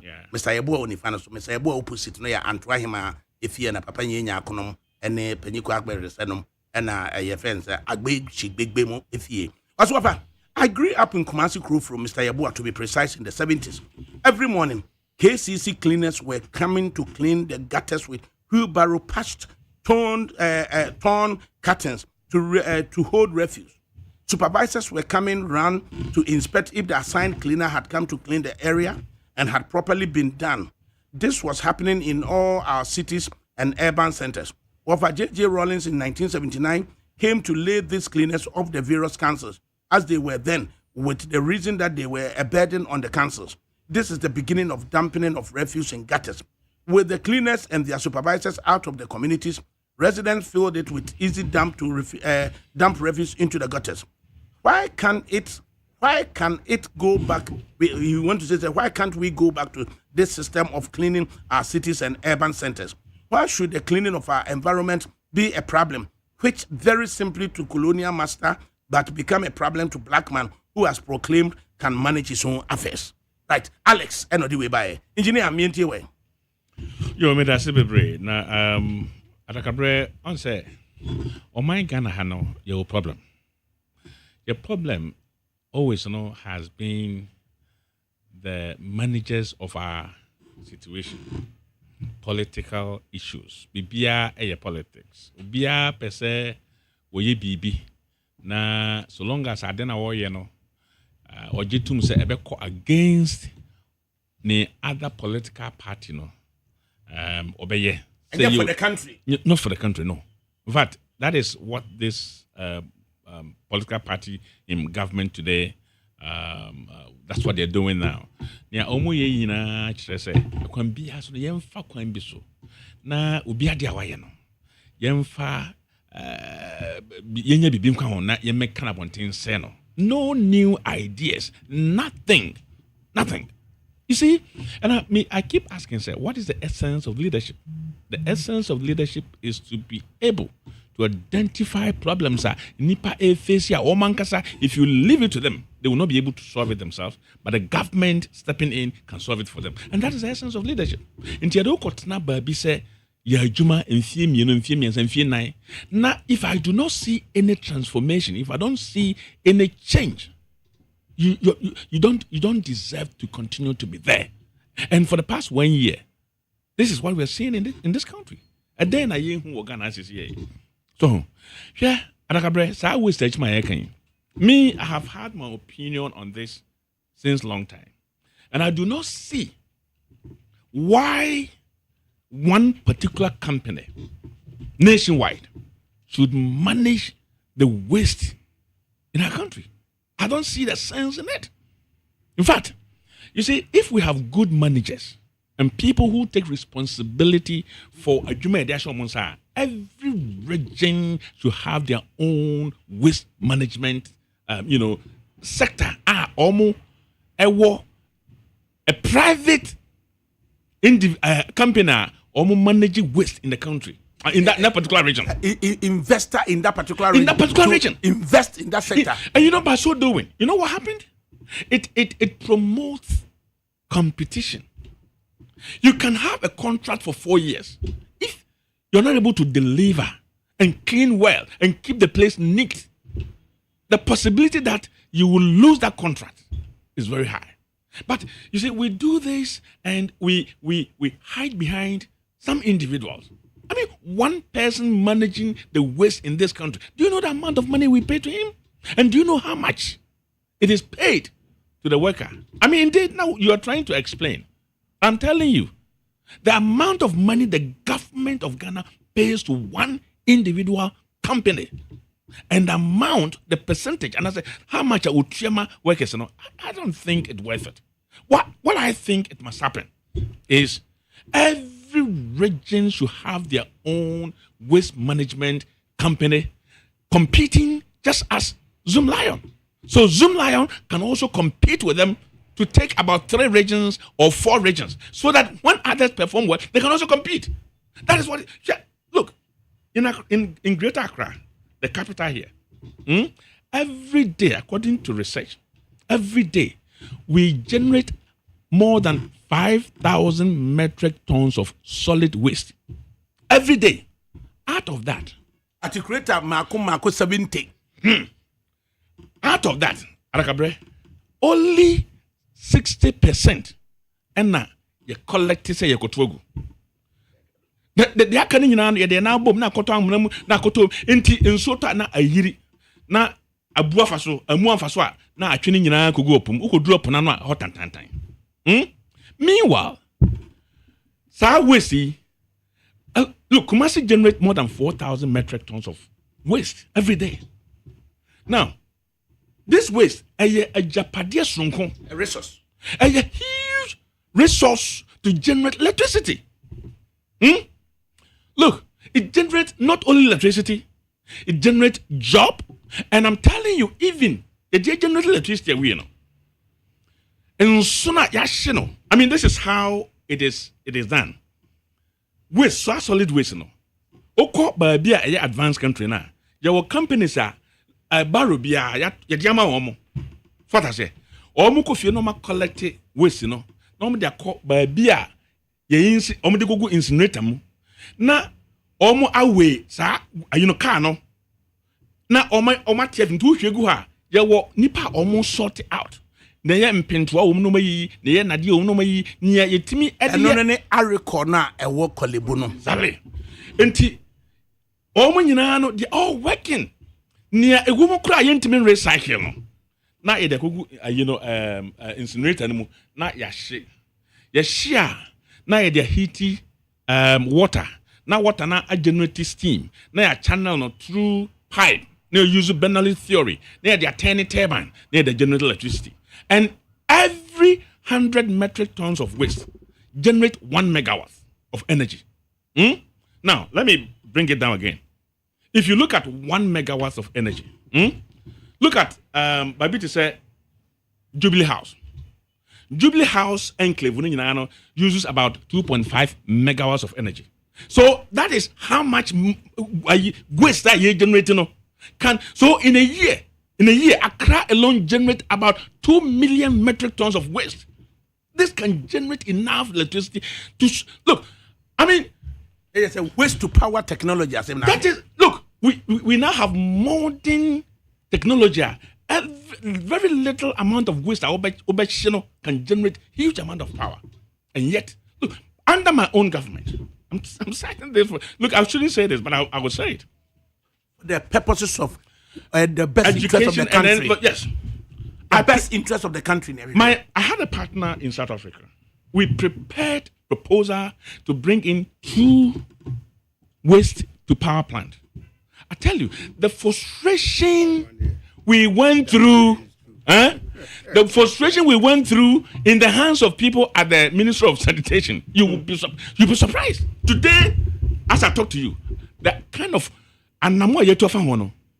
frustration more than first one, no?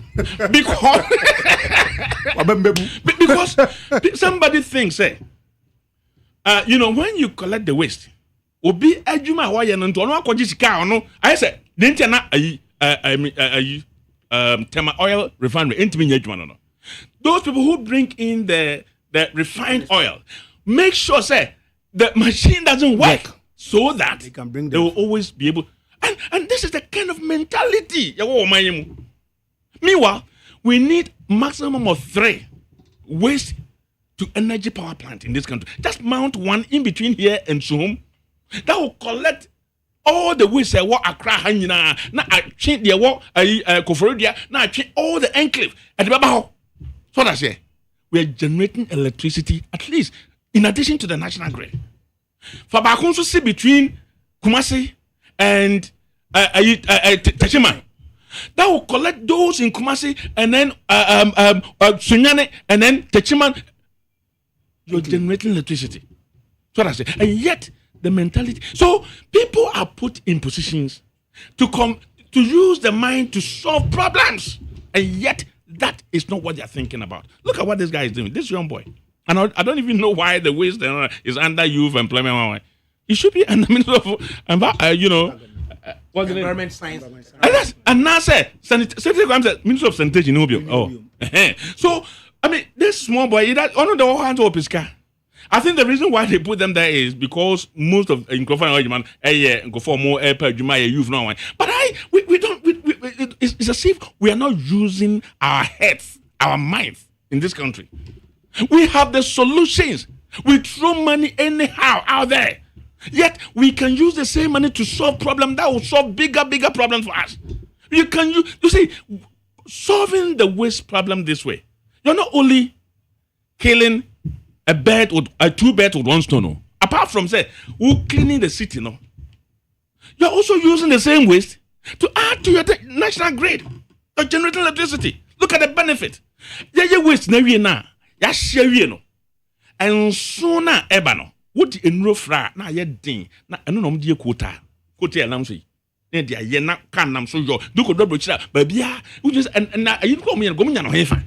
Dom de kwan ba bia o pe bo kra to bo bi obro chire wonya bi ebo pa so bi account ka now ka say wo kan bi o ana kabra o twa ni ape bo ebo pa so o pe bo pa na fan say na ja bo bi obro chire wonya bi you will not find ebo pa say that way because ebo no da ho na so bi ko tias no pa the whole barrow ni nyina will be sealed by somebody You see, one Adeba, you see, oh God, Jesus. So Adeba, me nama me driver me slow pan. Yeah, T junction. So all turning into side road. Na boha a kwanin finfi. Na square a unit the hono. I'm now. And I know back who say me car back pan. I nearly cried. Because I mean, me turning into right. Oh, boom. Square a unit that say at the Obina for Bibian Catas will be no big Catas will be you. And I didn't go to that sending in a boo. I just say, oh, you're sharing him say the Kai will cry the no omudi Pamprobia besim. So that they will get him. Look, and you will see it for so long. Not you say the best one will be by within shortest possible time. It will be there for years. And I ask myself, say, who is the municipal chief executive in this area? Do they have research officers? What is it, trotro drivers? Look, you see, sometimes I think I can't think far. You have to. Yeah. And then I'm meeting. Oh, and I always cry from this Achimota Road. Free of Ankwa Ababa Pem. That old station, you know. It took me more than 1 hour. Why? Because once I ultra 7 my 7 ho. Now be 10 years fasra ko Achimota. What 10 years? In things one tutu. So all the cars in Yinadua just so slow down. And because of this, what do you know way? How long would it take for you to fix this place and remove that traffic?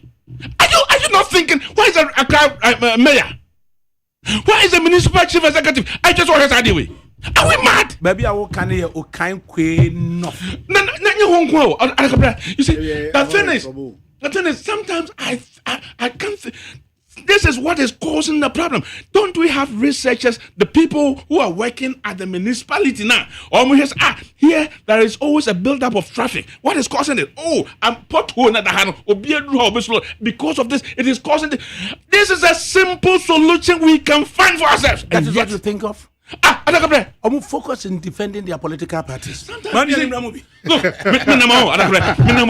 to me full sounds. So are we using? Tell me, Minister of if I were the Minister for Road and Transport, every week I'll sack somebody because if I drive through, what are you there for? Meanwhile, people they make budget for maintenance of the road. And this is what they're being put there for to solve the problem. I'm frustrated. You see, you go and put a square peg in a round hole. And what do they know? They will always sit there. People will come and tell them things that will make them happy. But as a technical person, before you come and sit in front of me, you need to convince me. And because they put wrong people, they will tell them things that will make them. Engineer Udru Airport residential area. Na obi si abrosanti ntini bi ohonum. Basi amu akwanta. Ebe gina ho ma na ni bre papa mu ostama kakra. Na na ni abre na ontimi home ye no wo kasa. Ni nyina nse osi akwa na sikwa dan na sikwa mu. Sa dan no. Yesi awie. Enipa tim. Microphone tim gra. You see, they go and oh, you see, I can't remember. What is the for CBP, I don't know. Comrade Labi Jampo.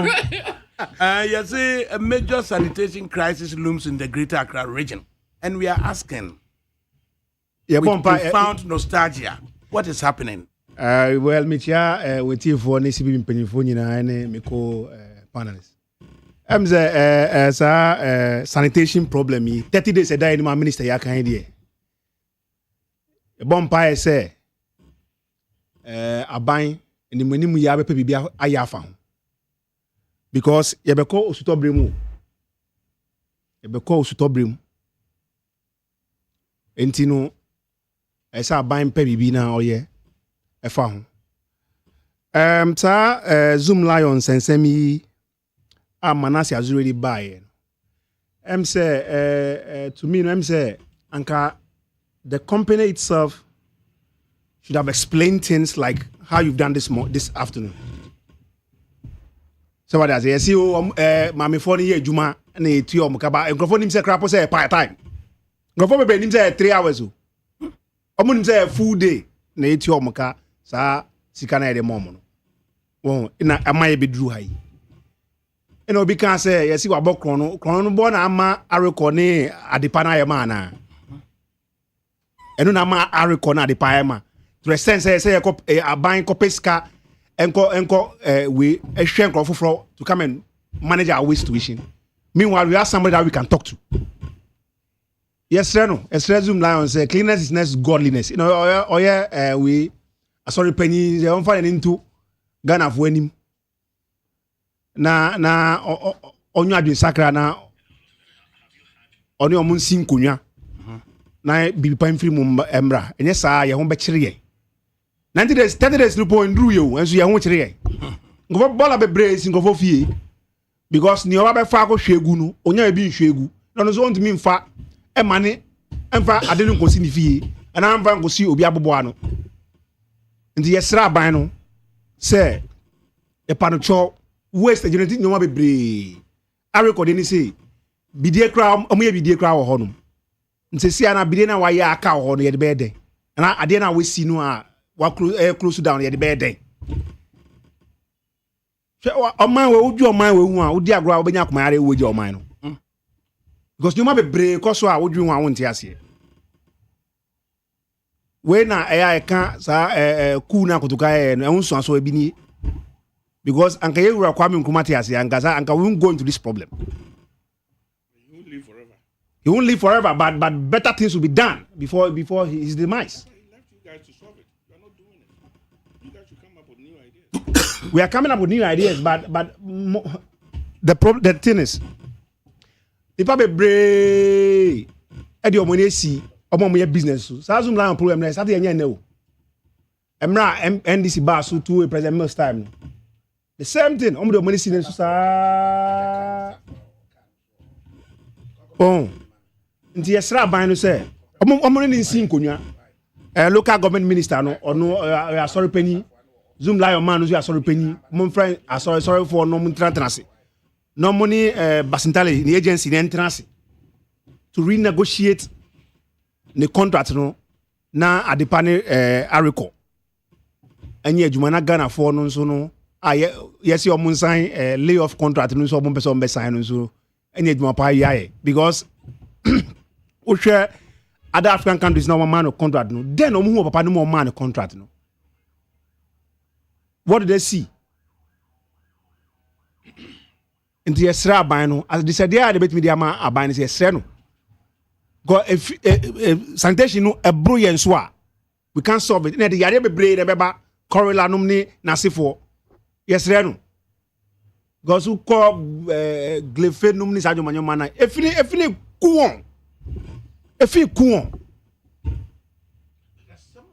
a minister no eka se pon at least my Metropolitan Assembly IEBB up to 33 years but social development ene pon ene katamanso abaho na ohwe ball aye to go on no said the CIM adjoining districts no so nyina ede be go on the see an alternatively o de kwahin na why sika na de kwede to say assembly for 29 assemblies in the whole Greater Accra region no omunye proposal emfa emra ye Minister of Local Government emfa koma presidency no when in fact time I can say contract with Zoom Lion end no we can say news you say kwakoye district level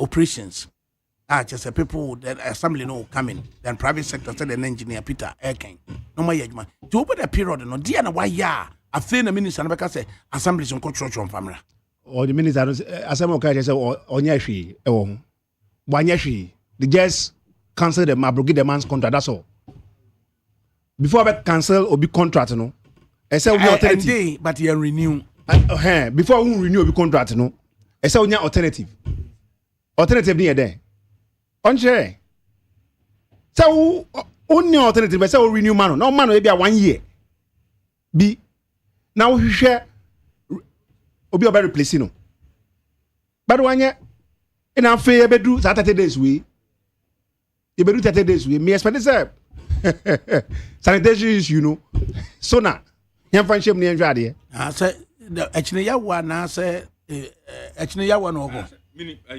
president I thought you 2 days ago. No, I think why State of the Nation's address. He made it 2 days ago. Oh yes, so. Me, and I will be there, Debbie. I'm saying ya wada no be. Trump be any dear Benada. Na Joma President Mama any dear because nobody's talking about it. Yeah. I saw a video like that. I thought it's been done. Oh, sanitation problem no wofa. E asem kese mo man you. Because hospital crampo na yes we call la poni anase for mba na hospital na yema o. Ah no bed in crofo wu fa hu no. Say a teacher a bed diamaye as a country. A teacher a bed diamaye as a country. Enti no yes say na medical kan minister no any zoom line omu nyana sorry mpanyimfo over so bet meji nemu ama o man no so a. Now we know to see how we go about this issue because it's very very bad. Very bad. Insio to ahu nyoma ni nemu nkofa pale wo fie ndi de bi obon pa ese insio mu na nto. Etope no de tum de bi e ba koda e ba koto emfa ne ho. Emra ne say bola na e wo ni fie no e free ni fie a enam gotenum which is very bad. And yet the minister also say in 30 days there's an emergency. Yaria who do it me about malaria and cholera near the Yabenadine. Minister, I say urgent steps has to be taken for an alternative solution. Or no name penny for any Greater Accra Regional Minister, any Zoom Lion, any Youth Employment Agency, no. Omunsim kunya nimunemu ya omunhwe an amicable solution towards the problem ahead of us. And yes, over in your ebisu. A bit my wo, a bit my me. Or correla de ba monkaye. Uni me back of free. And only be offer CB and now baby, and now you baby back of free. Now the rush hospital so no bed yako yasem. Inti omo empenyimfo na a responsible was we no nyina no ensin konwa together with Zoom Lion. Ede Japan sian yesrew. Ensa would die inside yem yesrew. One unit of the business no cannot be profitable ni emphasis can share another unit a year dormant. But onfa nenin to Ghana for him because in 24 no years no they won't suffer much. They won't suffer much. It is an ordinary Ghanaian who will suffer. Oh, and I say now or pepamo mine kumapa no menyi so bet ma share Ghana for na cholera ne malaria ne asefo no eku nkrofo rough inti yesre no say minister ne mpanyimfo agency say surrounded no omfa ninsin konwa then show the way forward 30 days wakamum but within some few days no something can be done about it. Adiesu na yame ariko olebu wayama ajinkotuku wayama adepa of abandon yema anya bola no anya engineer catch 5,000 tons metric tons of bola every 24 hours. There's a wood articulator na ne cobas near 36 no what is sa articulator mako 76 it is share articulator na 10 na 76 esaso na first no ya compress no na first now only a binary contract no how do they manage that thing? I said you invest in that sector. You need investment in that sector. Of course. Get private people to invest. Been workers say on any young free South Africa buy no. I don't know the me who them grab body akabaka money because position of common eh you move on na position of yesre minimum yes of the MPP or has in a comrade let me jump over the CPP. Okay, round up near the next topic. Maybe Manusi na yesterday Zoom Lion in penny for any buy especially local government minister any Greater Accra Regional minister na omunfa omunsin kunya omunhwe the way forward because me sa has ehun kura kame ehun ka because me back to school unim ni obeto wo school kwan so unim ube man behind there but unim ni obeto wo school mo and once na so na tutu. Thank you. Okay, you move on. And finish with the one son enam. You move on. Intino, yesre omo. Penifo Ghana penifo mundwin ye ho kakra de yesre mo. Yeah. ni nyina mu soso no yamra mehwe ene obebusa se yekọ secondary school yekase yekọ inter colleges and as inter schools na je se etisen ene akowie se violence embedded in our second cycle institutions. How do we resolve it? Yeah, bani ya baba dwendwene ho sisi ya gusuneti ni 100.9 FM. List ni nie enwoma beto to dia me baba no ho ade no hwem so betumi a asew na obeka ya jontuma miensa duku potomanto this way chocolate drink na kan wo hwe afibia so beri ni waware ni a this way chocolate drink na kan sia asew udan kawanu ntumu ho me be mo anu so hye kura de aka ho wo hade wapi ho o ka se batete eda fom ho this way chocolate drink kra cha be pe baba ware asew ye fi ase this way chocolate drink ya sori anopa no ne yenom ye bi hye fridge nom no se snack ye nya hoho anu ne de serve wo mo ye didi wie ne ye pe bibia bogu ya de so a this way chocolate drink ne yenom and this way no ti anu a he se kire wom koko wom brick wom bibia wom ade wo hia ne so hye this way chocolate drink de wo hia ani so hye FDA ahwehwe se adwede nkratoe mo agye atum se eye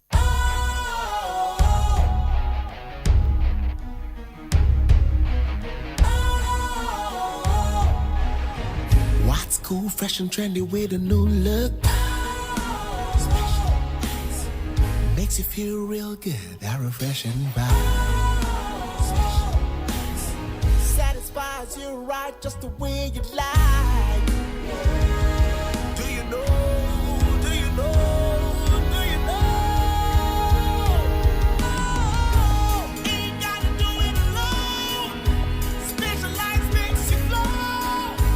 Anytime, anywhere.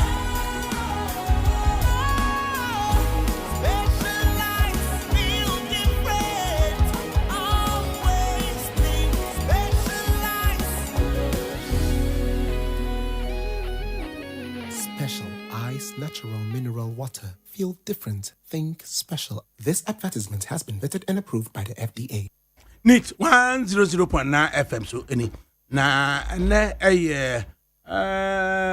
ukwada ojefo bosomene de toso aduonu enum afimpinu aduonu enhia mam say abono mensa pa meeting aduonu and the studios comrade Kwame Jampo of the Convention People's Party and then engineer Peter Nchibu Asiakon of the New Patriotic Party comrade and your schools are the second cycle institutions as a violence akudua honom na firi hefa na akuduru ho say reho because emra nyina yeko school no sa ntakone we ni nyina wo honom at least adia na yedi compete ye ho ye Germany na sefo ba nye ntokwa to this extent yenim says our rivalry schools we na wo dada ndi ye betu ye na eto aso ba sesi ade aginsem akoye sikantwe ni mbabo ni aboboto. It's very, very bad. But many problems that GS can never be worried about what is happening. Our mirror or Mankasankasano institution or ban disciplinary measures in our schools. Untiminti on wiba. Ukoya out you are not safe. So what they say? The yemi yakram pony says Nancy idea happen was swedry as schoolboy. Obitianity so a blog a toabon a ho say interco have reduced to this level. Yasano, what when penny at this age, na so a politician now honey enya Adrian a man's wife a member of parliament now in Adrian. Yes, I cannot be parliament. Me do am ntiase o. Adakabre. Say ye ko school ye ko sua de nyankopan ya dom. Nta ko yin su na nya talent a omo bo man. Na ye an ye ni bo num so ye ko shijama support sa de wi. Na akoyen kunti ba ni sekantwe ni aboto. Na no bi ebisi wo kede. Ema school for ko bo teacher. My president crab can one sem. You go find on 1,500 each. Until it's all on so got to a bone himself or to a bo agrana. You guys are juvenile human right in Tino, going to 1,500 no. And yet, a woof for was said here, teacher force was said here. Because near Kosu was school, various schools near Moody. So ye di Beni, Eddie Bedi or Mine Sudia. We are into a big problem. And now, so we have to go back to the Ministry of Education should reintroduce disciplinary measures and make sure our children understands our culture and accepted the norms. Norms no culture ni atoa twini o. Ghana ntiti ye pa na ye de man kwala no. Ya atoa twini na ya fa different one. Bi anka ba ni sen anka ye contact kwa ye ko gie ni bia obehu swedru girls wenum boys no mo ni nam no mo bon komo ebinum edu jamata mangrofo yomata de ko stadium no round na afi akoda ni ntokwa Nyankopon ehu ye ma no mobo Nyankopon ehu ye ma no man mo because wenum or the suban wenyi na obeye MP obeye DCEB na obeye minister bi na won ni enya adwen a Nyankopon pe no nim ni obeye o Nyankopon pe no nim ni obeye o nti yesre say GS CID man 24 hours efa sa swedru issue we am say you who I don't know. But tougher punishment must be given to those guys. To the extent say obi tiane obi ama block or ma two block Nyankopon pen help sa boy na adom say block nan kanu. E kanu anka ye nim say and now make say obeka ye what as for who so better than one say do nobody knows. And this Crawford no there they need to be punished severely to serve as a deterrent. Omunja is human right na sem no because adena ejinsemu na kwalaboni su school or honum if they don't want to beat as well do they send them to kwalaboni when ufa down we asalam down we you call Roman Rich a buster honum no omugu wo bebre dem for omko honum because say yam punishing san kwala we are to keep on going ye call kede 2005 no. Is it fair to describe Boston as in Colaboni school? Or they say sana a correctional center. Okay, correctional center. Thank you. Because you said in Colaboni say correctional center. Yet mean to my JJ Musa. I call like it to be fair by more. You didn't copy a court one someone. You be a Colano. Yes, dear. Now form Nakurana, I will form some map and power. So, ye two almost so clear. Yentimi nko afi no I hardened criminal e bi a we nyina ya dwene nko correctional centers so say you don't go correctional centers they say any counselors mom no mo educate you about how to accept other colleagues adwin chenum ne ade because say but punishment they say punish home to what end? To an end say Ebia na won trentene no. Kwame so no go for trentene no. Oh, expert nim kwa me fa so trentene no. Then we should use that channel. Other than that penifo na kan kasa bi say wo bakura ye say ye ntwa ntwentwene sa. Well, maybe then this they na bar about mo adwimu a they did what they did. Some penifo ye di animo ye suba anye. Ye na Peter King. Almost free ho. I'm saying various homes. What happens? So because we me and your papa or plummeting the year as a pum or bono. And the omude fan go bad any example like that. Almost use your normal free. Almost use your normal free. There's also violence, no. Your TV show, your fear publicly. Normal be a year, no. It defies logic.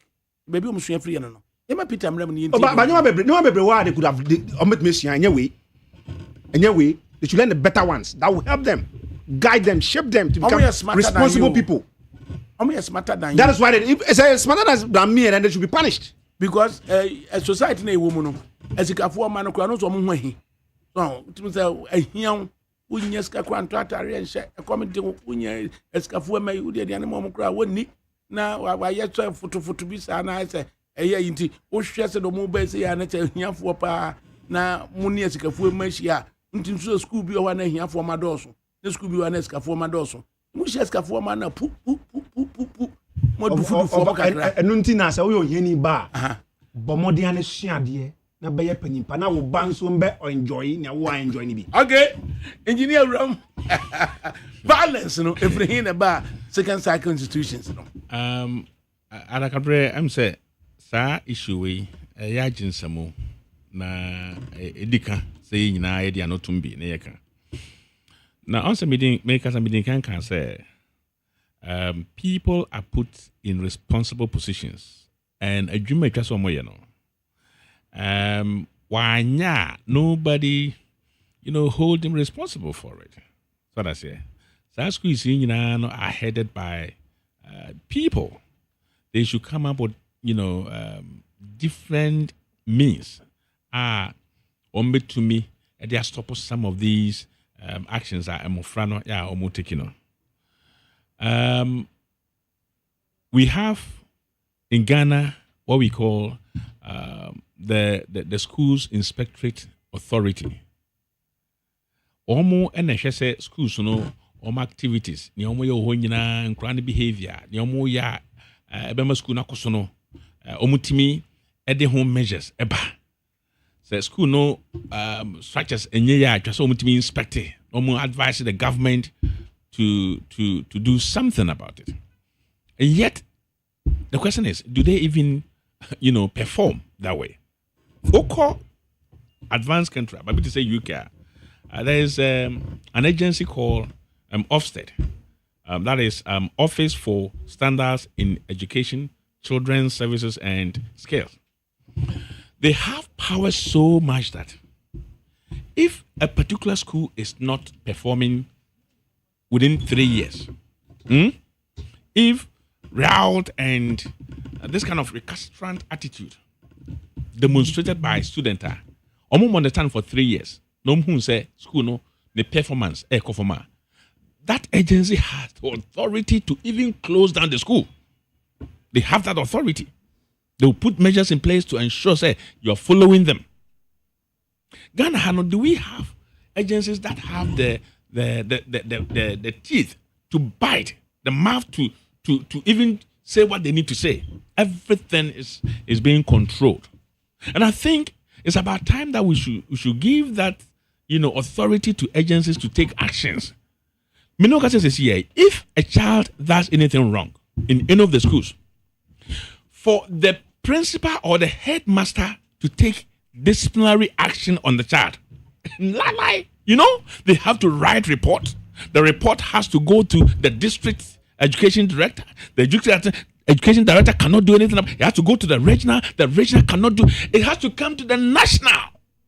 But the responsibility of the child rests with the headmaster or headmistress. But that is supposed to be the case. But that is not what is happening. Let any headmaster take action to discipline any child. You will see what will happen in this country. Discipline as in corporal punishment, Anna. I mean, like, you see, corporal punishment and code of conduct. Any measures are go just to ensure that Akrano, the behavior is within acceptable limit.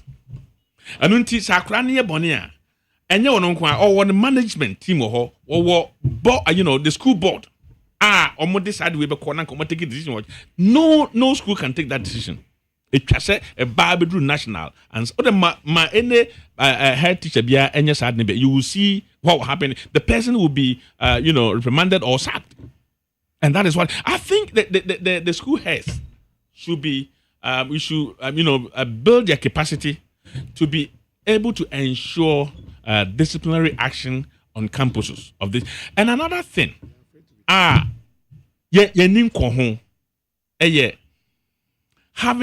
CCTV cameras in our campuses. Very, very, very important. There is no campus in advanced country. Obi, as a Ghana hano yenye wall in faho, and the net yibi in faho. People can walk into any campus. Sometimes most a crime crowd than fifi, and when I'm go for public thoroughfare. You see, and I think we need to invest in providing, security cameras around so that the children will behave. Will be a video. Some of them bullying abra. Nobody even sees them because unreported. Yes. So I think one of the things that would deter students from doing certain things is when they know, say, they are being monitored. And at that age, if they're monitored 24 hours, there's nothing wrong. There was this incident I'm aware of in a particular school. Now, it happened, and there was a pilot project to be one donor company organization because we're going to help you to solve this problem, and we introduce new lighting system around the walls of the school and on the CCTV cameras. And I know about 3 days ago I read a report say the incidence of the student misbehaving on campuses now I'm reporting every day has reduced by more than 45% within 4 months. So that's it. Which means that if we can have these in places, at least one thing I think the government should invest in is to ensure the illumination at the campuses, goes high. Even if we cannot improve on installing the normal lighting system, improve on solar system. Solar system, say grade no call off cry and on. Na yemfa CCTV so enka CCTV we can have it, centralized. And now say school bia I want monitoring system. If there's an incident, they can monitor. Na yemfa can no munya na omoye. I think that some measures should be put in place. Of course, from doing certain things. And you repeat that? No. So why do you me best school as a best scare no? Oh, but if you know you're going to do something that will get you into trouble, and you will be seen, it will be captured. Use of the word scare is it politically correct? Well, maybe to deter them, to deter people. You are deterring somebody, you are scaring somebody. If you're deterring somebody, and you're scaring. No, don't well, scare okay, me. so deter them. So you don't scare Let me use the word. No, maybe, okay, that's the interpretation. But, just to deter the student from doing certain things. Possibly align them. Yes. And I think, leaders should always come up with solutions. Leaders should always think outside the box. Psychologists and sociologists, one way. Every school has, counseling and guidance. Officers. What are they? What are they there for? Yeah, as a chaplain for next year, chaplain will be an ex-Christian. Now go be a chaplain. But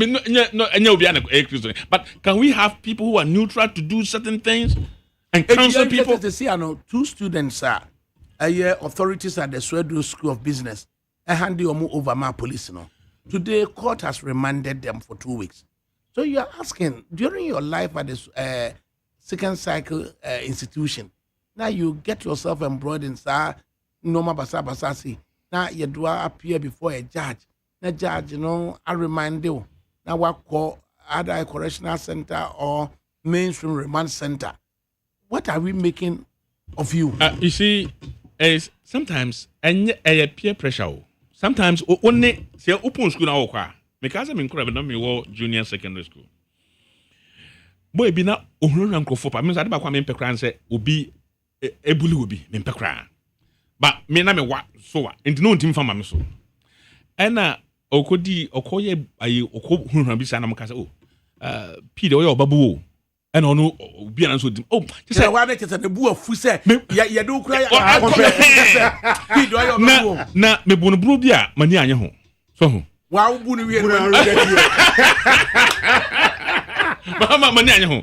Oh, a crime has no expiry date. You can go back. No, but I hasn't mentioned what happened. And so committee I don't know about it.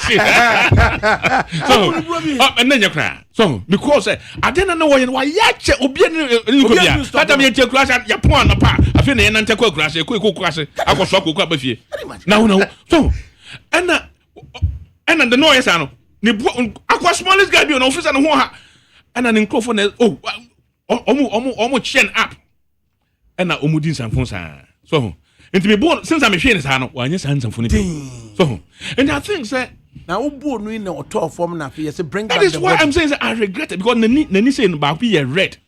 I'm a Adechi and the parents. And so look, I wouldn't have done that because normally I'm calm person. I wouldn't do that. But idea why you know. So, and I think says I never win peer pressure. Then crop for how much more. Oh, I'm yeah. Also, babuna, omo jeans on a crack to a coffee book or trouble. And yet, we be a record the side way. And can you who a lot of things are happening. Between 5 and 10 crown. Eco school microphone bully PM. Oh, now say between 5 and 10 years they bullying Ghana crana bullying and crano omo smart intiana and crano bibre intikino into heart. Abrochre omutimi bully akra mane kocha konfo. Yes. It becomes so scary. Because obo hana on to me sa pressure no. Akra on to into oboko no okunu no da ho. So na sa o school no so say me kwe oh nkran bi so bad say omutimi hwehwa omunyonko sama obeta class kwa no so into schools no omo the measures go akwan mu omo obi buliwa come and report, they will take action. Is it happening? No. So ebi na me kan say titi wono na oye boni ane do call enkwaboni school. You see sa de na ye enkwa no, it also had a negative effect. Yes. It has had negative effect on our national, part of our national education in Ghana. Wouldn't be. What's a baby atwamu? Say, oh yeah, akoda na we born and ye do call and school. Do call technical school. Look, me call na me wo position, me visit school be wo central region. Your friend Swansea Technical. And me call school is a big school between Yamransa to population. Yes, they were writing this and let me call around. Let me call here. Population is about 3,000. Yeah. Students, and I attend who from Kronomu and the work Japan. See a beautiful school. Yes. And me was say school their friends and they say I'm so now what kind of test I'm so me principal. So what's the meaning of Aswanti? Also Aswan entiasem Aswanti. Titiwono so ye boni wo kruma ne. So see the mentality we have had for part of our educational system. Today are they crow? Are you crow? No. I'm not business school. In fact, one of the 3 best technical institutions are Kwame Nkrumah. I'm saying Wenchi Aswanzi, and there's a third one. I'm saying Kikamana. Just a year was a technical school. No, maybe I'm going to school. No, I'm going to school. Aswan Tiasem school. School.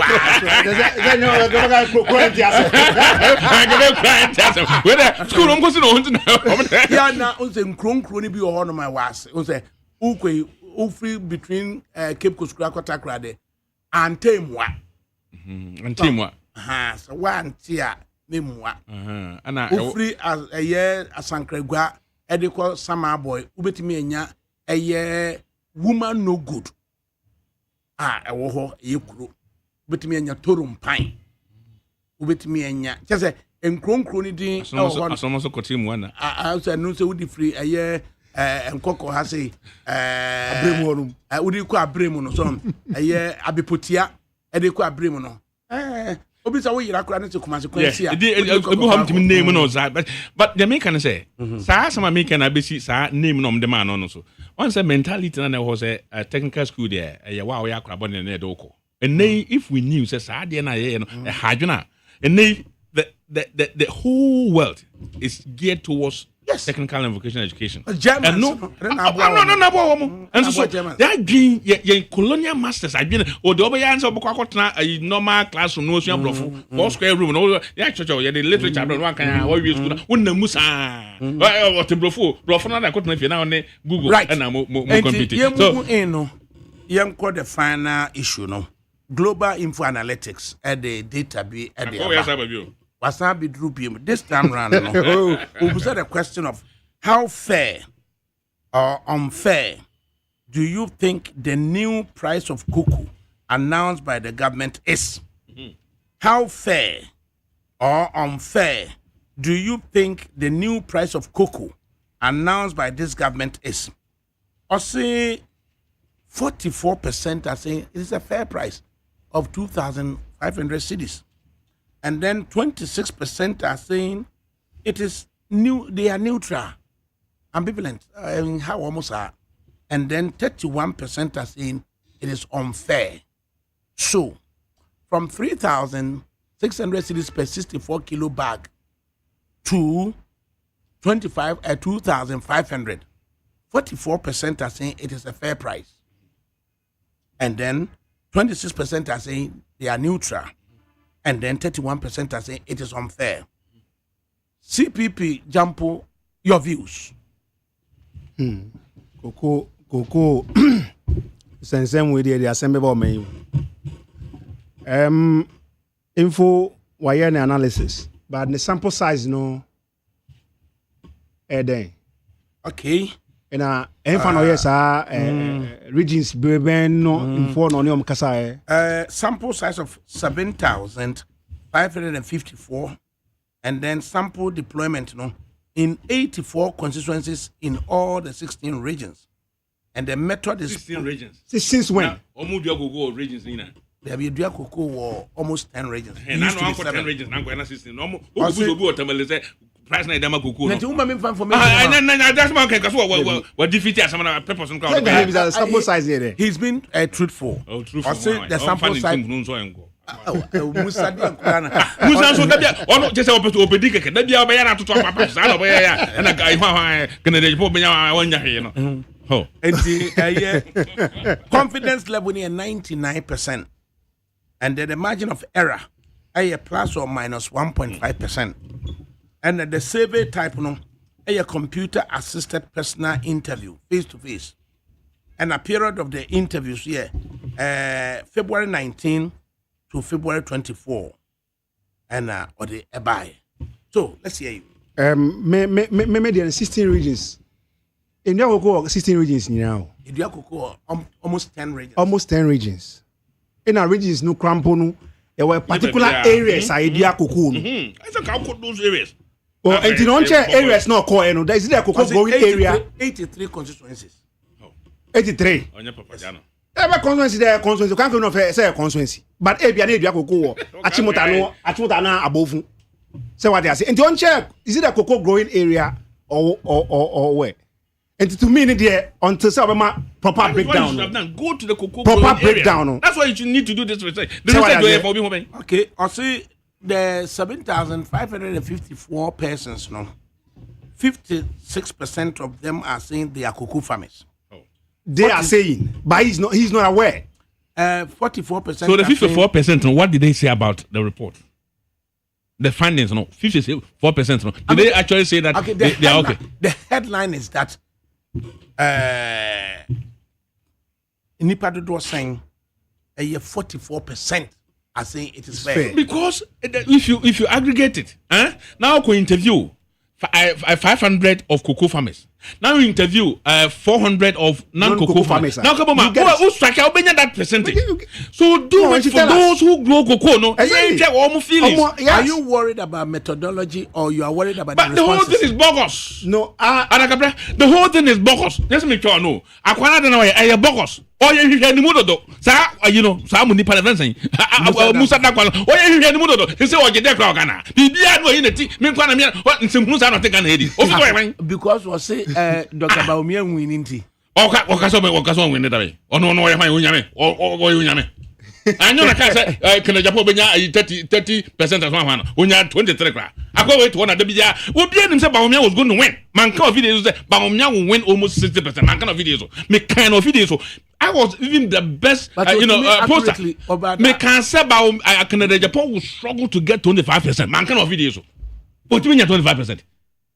Me buying and was better than him. You can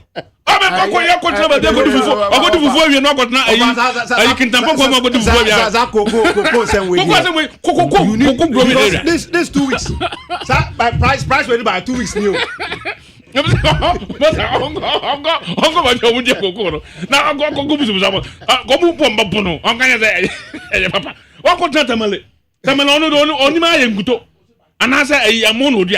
now be say cocoa anything. And cocoa anything. Now, cocoa boy, I don't know. Everyone know if I know me. Government never cocoa to win 2 weeks in Mayo. And you know, cocoa price now 3,600. And now government, no, I say 2 weeks ago, okay, say what about 2,500. There's been agitation. There's been a lot of talk about it. And now 44% of respondents, 7,554 persons now across 83 constituencies, almost all a fair price. And a little over 30% to say a unfair price.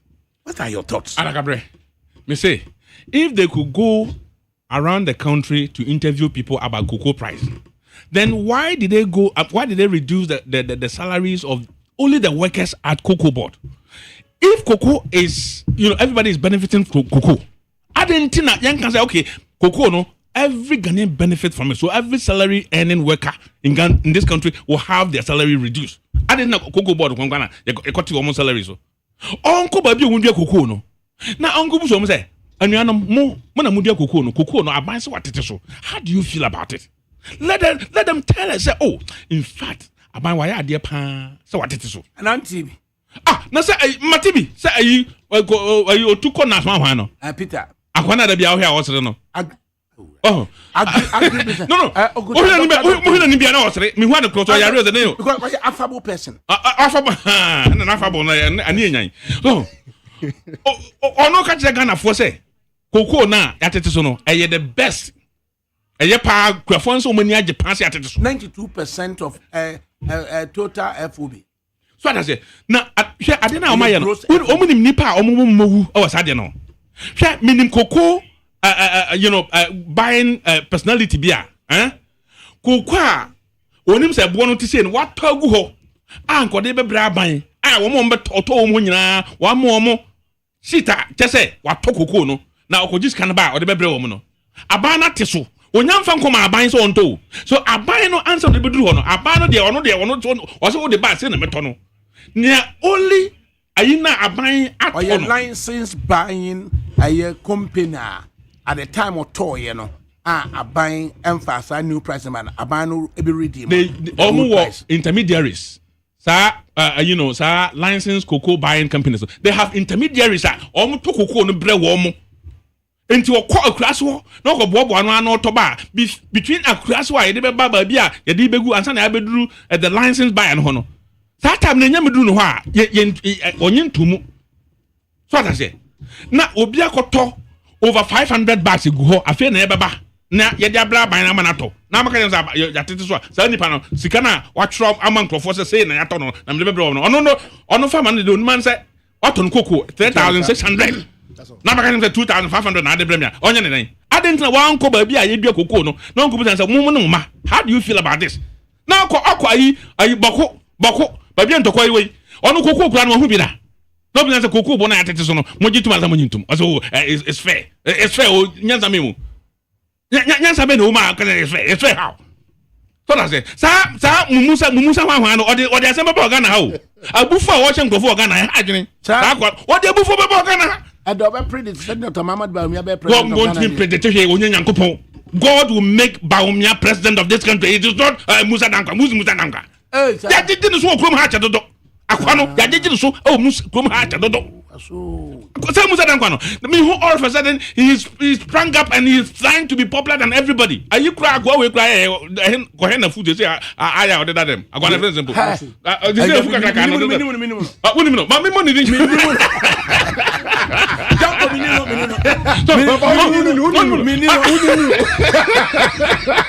will not do that. He's my senior brother. No, but I'm not. But I'm not just. But I'm not just. What then? There's a crackle. So now, oh yeah, post, and they were infant. I could wear a Tangana, and there be no Jimika. There be a fruit 2 weeks, 2 weeks, and party is not just simple. I go away 2 weeks in the oh, I ought to Ghana or can party bombs. Okay, where I need you for by your money. Uber Huns and for by Robert Ghana. So, no, say Puni Pageant, no, say Puni Pageant. Sano, okay, Sano, yeah, propaganda man, this for San, a man, Franco Toba, 2024. Say ono say NDC for NPP e be lose mama enti nkrofo kwan so omkoto aba na ampa nkrofo de she omutrim so they say NPP go lose omkoto aba. You see the guy is so dangerous. Nuka just so Ghana. Nuka just so Ghana say kra. Sa Musa Dankwa so wan no. You may disagree me, with him. I disagree with him on certain things. On a lot of things. But me, Master, this is one of them. How can you tell me, say, for this I 16 regions. A mobile 10 no crown, baby home join baby, baby walk to abi. Baby region no crown, baby to abi. Kohone kubu so say, koko no yesi ateto so mumu hu ni say. And konya report no kwat no two. Now you say, okay, this is what the cocoa farmers are saying. And this is what the ordinary person is. Now can you compare? Now I can say, we Ghana for say 44% say, oh yeah,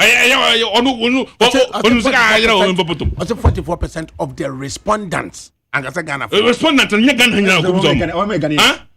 I go. Respondents no 83 constituencies. About the constituency in a particular areas of Koya. This guy, the guy is becoming so dangerous in this country. Or yeah, confusion is all cause problems. New Abrims, the entire constituency.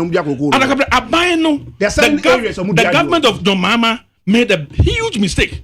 In fact, they took a hasty decision. And until I previous government and the Ivory Coast for what say. And I'm saying that you produce cocoa no pardon. So say you got on cocoa no one on here. Then you know the parity. Cocoa no say they kwaji. Now say I'm on the phone so montons and a swatia. I didn't among on every coast for interncy. Then cause I knew that is so. And until plan here saying. And until the for pricing to say, Nankamania, the parity in the pricing. No more than Makotimo so every coast for maintain the same price. The government should have found money to cushion the farmers. Farmer now 2 room no akotini cocoa so na oti I say cocoa board say ati obi asa live so oti different okay over farmers no ba ade omo organ na nyefe cocoa board no ebe demonstration no omo na Musa Dankwa interview omo na Dabi Musa Dankwa say or interview nipa 7,554 you know a further proof of that report no will give you more. But it should have do holistic report and bring it out so that we know when you look at the entire report now you come to it. So finally, Anthony, sorry no, something interesting and your comments about it. The Ghana Military Police Command, led by Lieutenant Colonel Jacqueline Delagali, a military police, almost a year responsible for investigations within the Ghana Armed Forces. And the CID, a Police Criminal Investigations Department, also Ghana's lead criminal investigative body, also led by Commissioner of Police Lydia Yako Donko.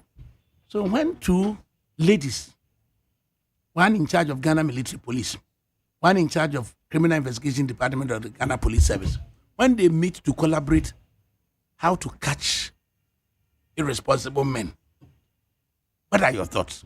Well, I wasn't a responsible man.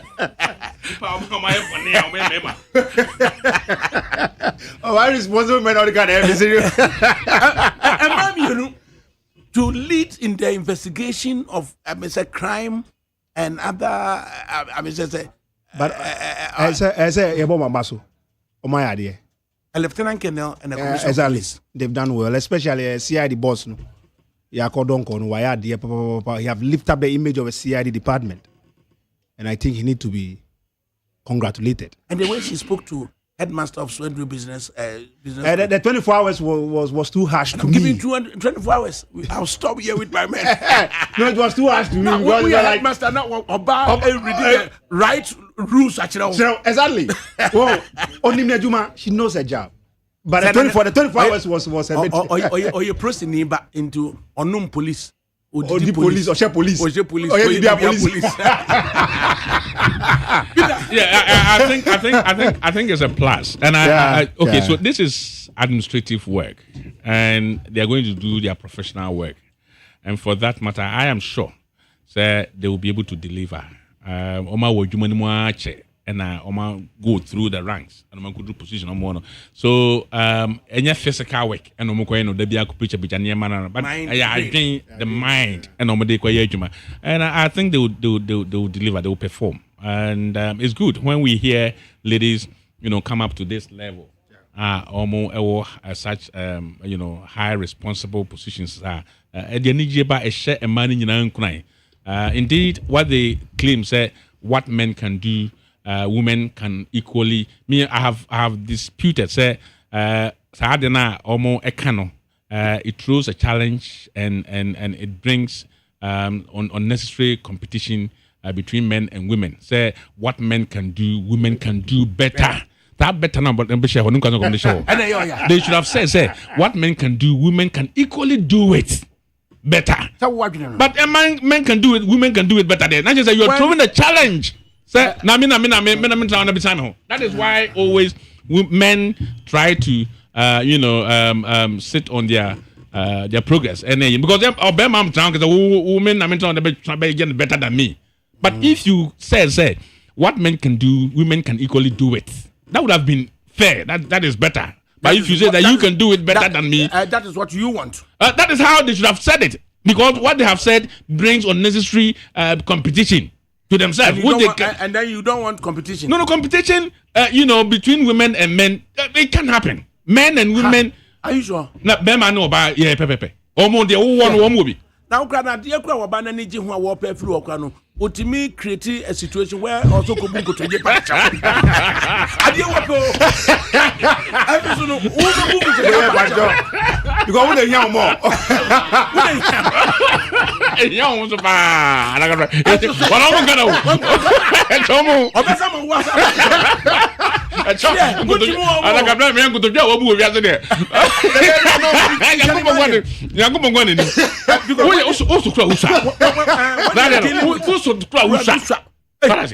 when you encounter a scornful, bitter woman, who are somebody? But I think that those two ladies. We congratulate them. I think it's a big achievement, and we hope they will deliver.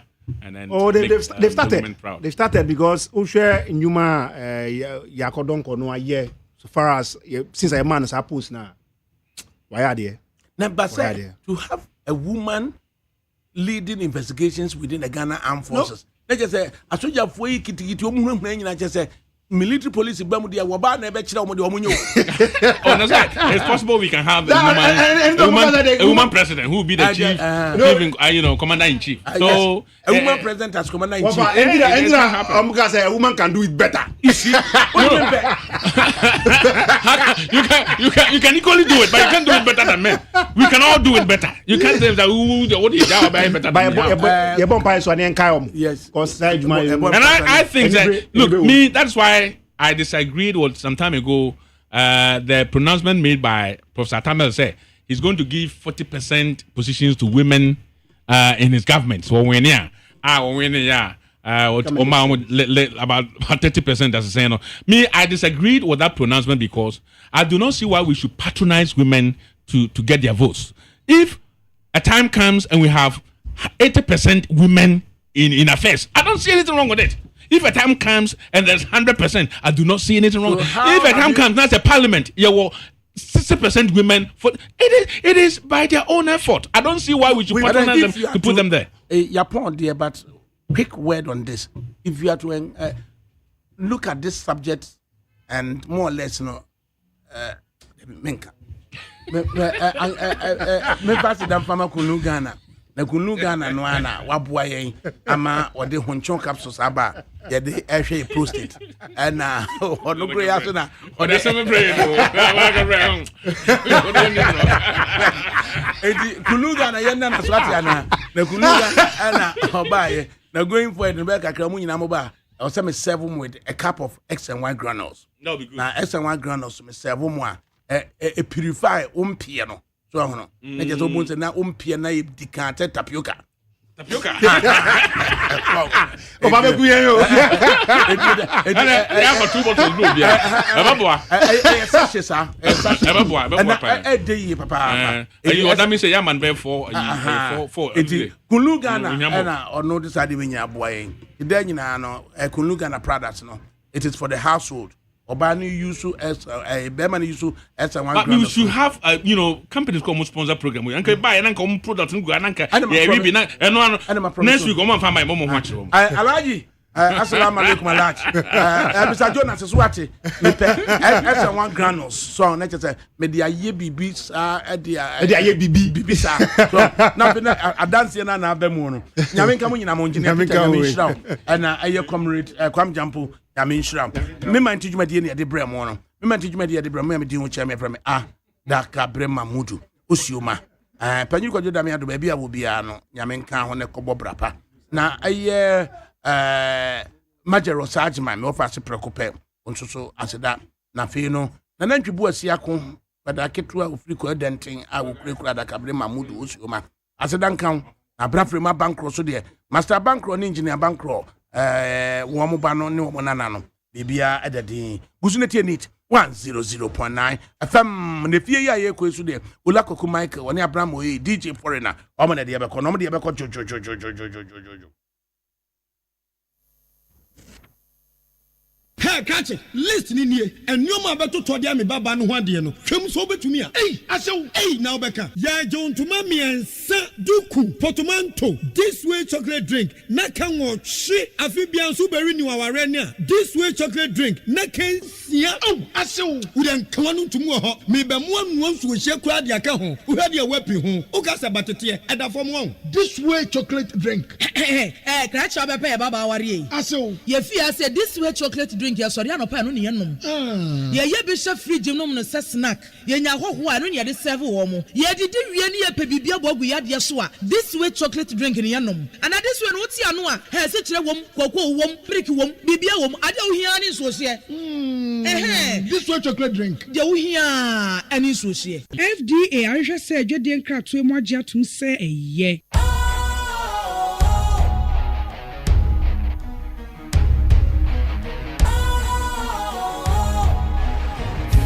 Cool, fresh and trendy with a new look.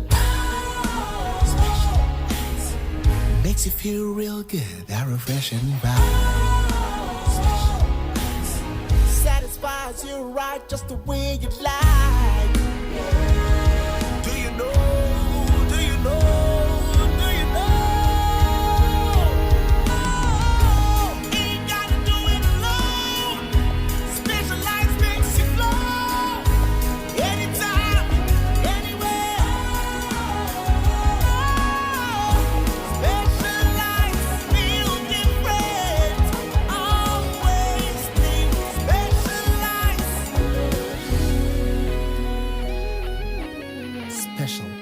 Natural mineral water. Feel different. Think special. This advertisement has been vetted and approved by the FDA. Ya no me bibrime. Ye nya kofa tu yeso. Etu esi be mabo. Okunkunim kofa ejina ne so. Akwara padi kokwe hu ededa mana ekire no. Ye ne. Adeshiamra kroma dansidi fo mehwe kasemu kira wanwade esumu apai mo hre nya kwa pie awonwasem nie we die bi si pen ne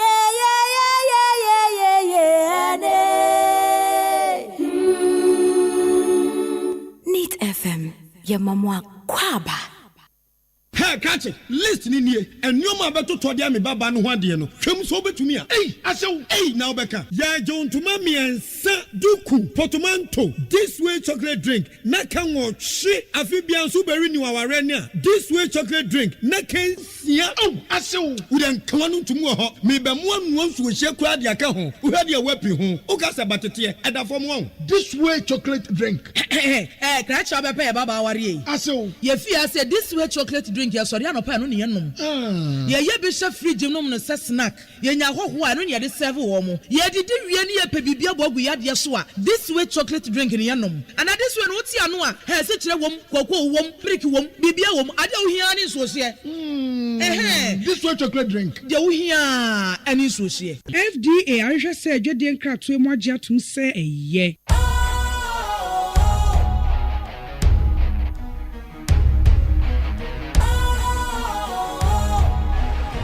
What's cool, fresh and trendy with a new look?